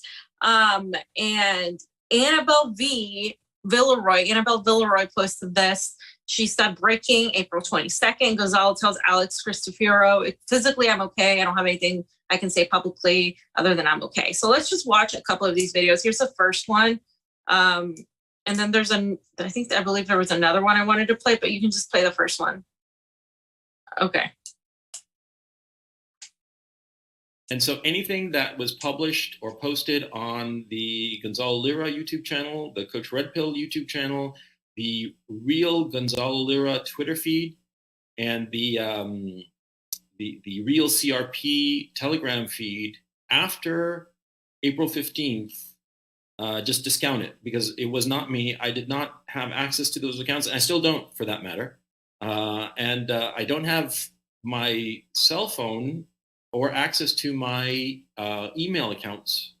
I created a new one, and that's how I got in touch with Alex. And I've been in touch with, of course, I reached out to my family members, the people close to me, and I'm telling them that I'm okay. In some cases, I'm waiting for their reply because it's 3 a.m, 4 a.m over there.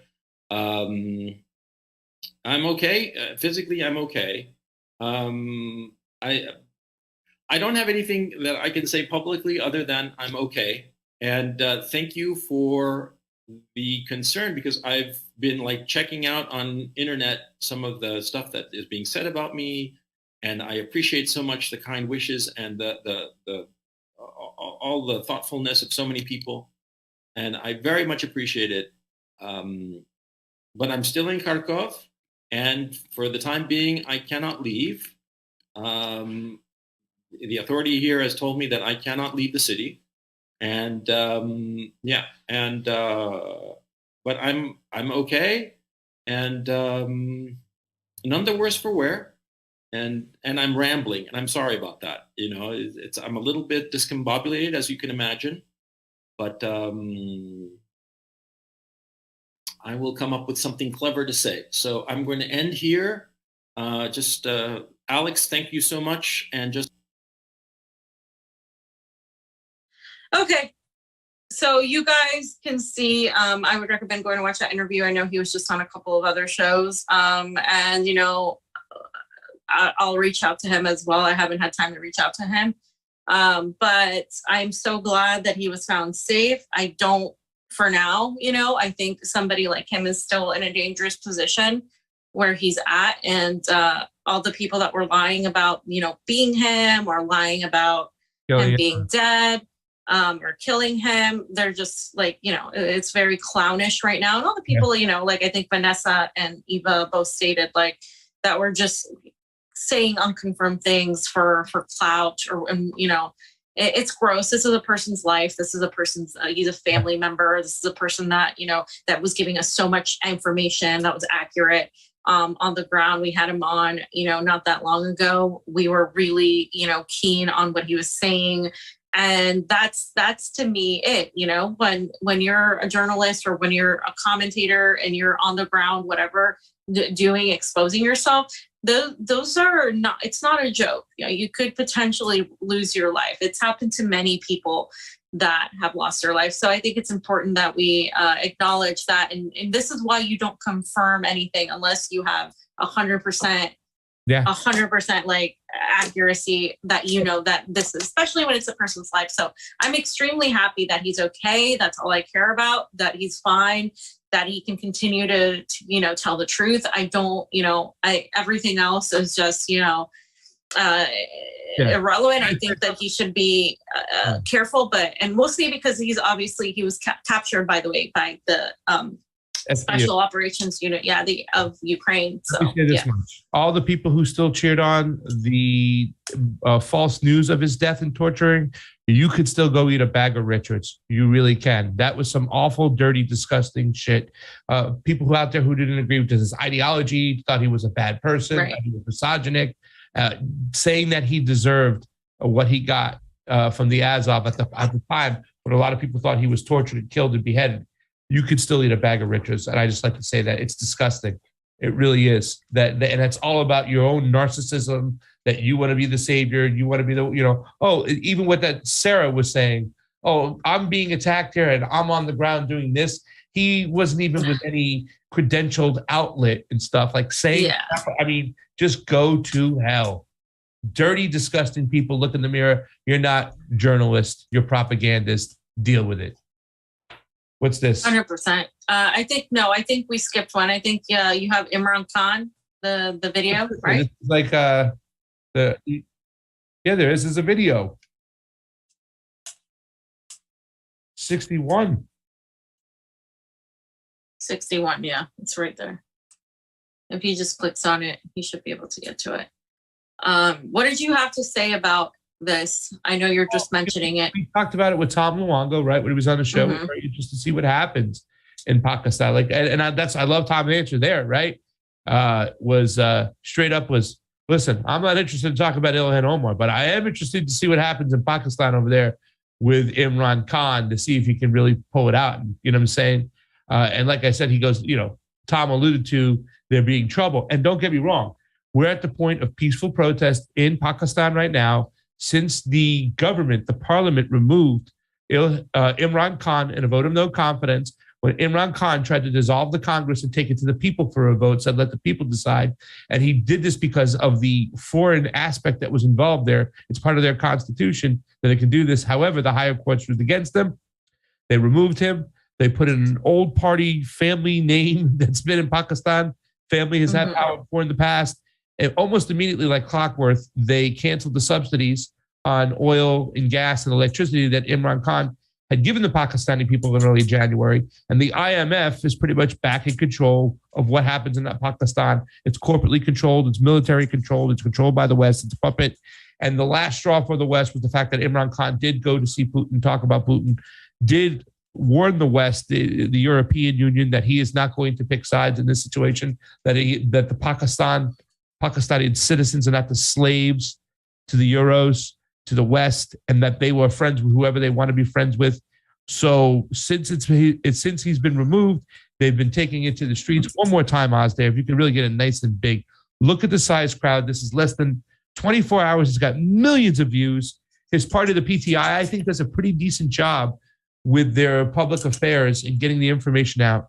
Go ahead, Oz, show that. Look at this. There it is. Look at wow, thank you, Oz. You're beautiful. Look at the size of it.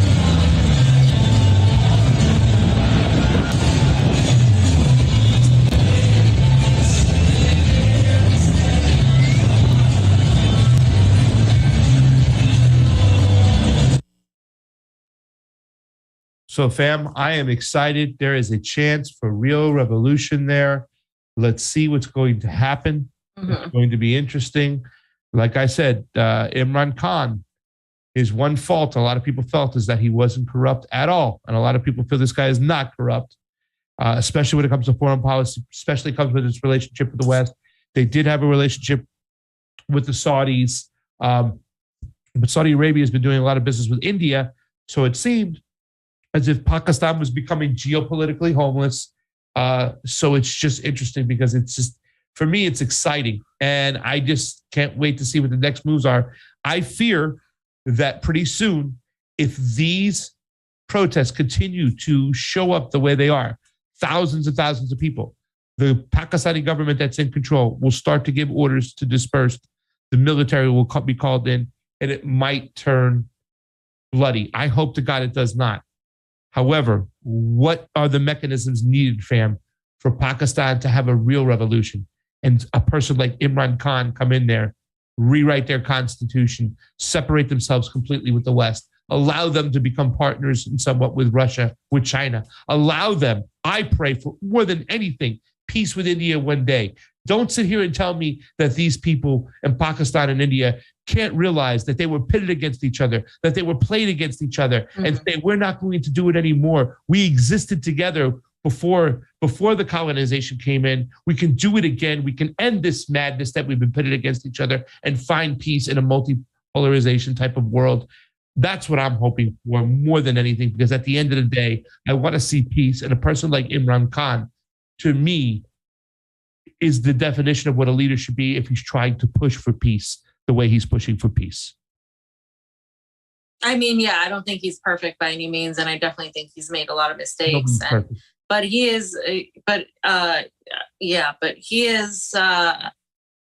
fighting, pushing back against the West, and I think he's very popular for doing so. A lot of people don't understand that the global South has been ravaged, many countries, including Pakistan, and they realize this, and in spite of maybe not agreeing with everything that he stands for, they agree that he stands for that. That's why I believe that nationalist aspect in certain countries that have been ravaged by Western sanctions, ravaged by Western interventionism, are the ones that are pushing back right now against the West, because now is the time. If you're going to do it, now is the time. They're the most vulnerable right now. Everything is happening economically in the East is rising. So now is the time to do it. So I hope they do it, to be honest. But Oz, I wanted you to put slide 81 on, the last thing I just want to show, because we haven't had a chance to talk about it. And it's slide 81, and it's just this meme, right? Because what's been happening is that Julian Assange, of course, is closer to extradition. Basically, the UK court, it said that it's now up to the UK government, which is insane. And Australia is one of the Five Eyes countries, and they're not involving themselves, right? So what is Julian Assange guilty of? This was a great meme. And you can see that he exposed the US wasn't a dove, that they were an evil, like an evil, imperialist country exposing US war crimes. And right now, when we saw everything that happened with Gonzalo, there's a bunch of journalists and people missing. That's one of the things that Gonzalo said, is focus on the other people that are missing, that are more, not me. And that's the thing. Like, we have some of our journalist friends going over there who are covering, they're in danger, right? They're in danger either from the Ukrainian Azov, neo-Nazis, Nazis, whatever, but they're also in danger from whatever the United States might decide. You're betraying the country, that you're doing something you're not supposed to do, that you're spying, that you're hacking, that you're doing something that is, against America or undermining national security. It is very clear the United States is attempting to exert international jurisdiction over the free press for the crime of journalism, for the crime of exposing the empire. So I think we should always remember we are all Assange. And I just had to put that in there because I thought it was a great meme. So guys, thank you so much for hanging on in. We've had a long show, but I hope it was worth your while. This one was longer than normal. No, they're long. Yeah, Zoran Vasiliak says, sending a big shout out from Serbia. What's up, buddy? Love your work. Couldn't get to the full Tom Luongo interview. We'll listen tomorrow in the morning. Need some rest after 5 beers and 2 schnapps after treating my friends tonight for getting a raise at work. Congratulations on your raise, Zoran Vasiliak, and more than anything, sharing it with us at the Combo Couch. We are completely humbled and thankful for you guys doing that to us. As you know, we have no corporate sponsors. We don't get any of that oligarch money. We are completely people powered by you. And I want to send a special thanks to all the people who leave that PayPal, Juice, the Patreons, and of course, our monthly subscribers at the Rockfin. If you have $9.99 a month, please do so. You can get a yearly subscription in one shot at a discounted price. You got to do it on the laptop. Can't do it on the phone, but go ahead and get it done. And thank you so much for hanging in there. Such a long show. Fam, you got anything else before we get on out of here? No, that's it. Thanks so much for the support. We really appreciate it. If you can support anyway, Patreon, Rockfin, whatever, sharing, all of that, it's good. And we'll flip this up for you. And I love Serbia. Serbians are great. I just want to say that. And then yes, pasta shouldn't have been on that coffee thing. I'm still gonna go out saying that. Even if I have my own at every sip. Anyway, my coffee would be better anyway. It has more More strength. kick than a salsa It's dancer more from Peru. okay. That's it. He's canceled. You guys heard that, right? That's Pasta you Jardula. see all this shit I have to put up with? Jesus Christ. For Pasta Jardula. Steve, can you slap him? He's not the here. next Monday. Say your name. Yeah, well, he'll hear it. Fiorella and Oz. all those ones and twos. Convo out. Have a great weekend, fams. Yes, please do.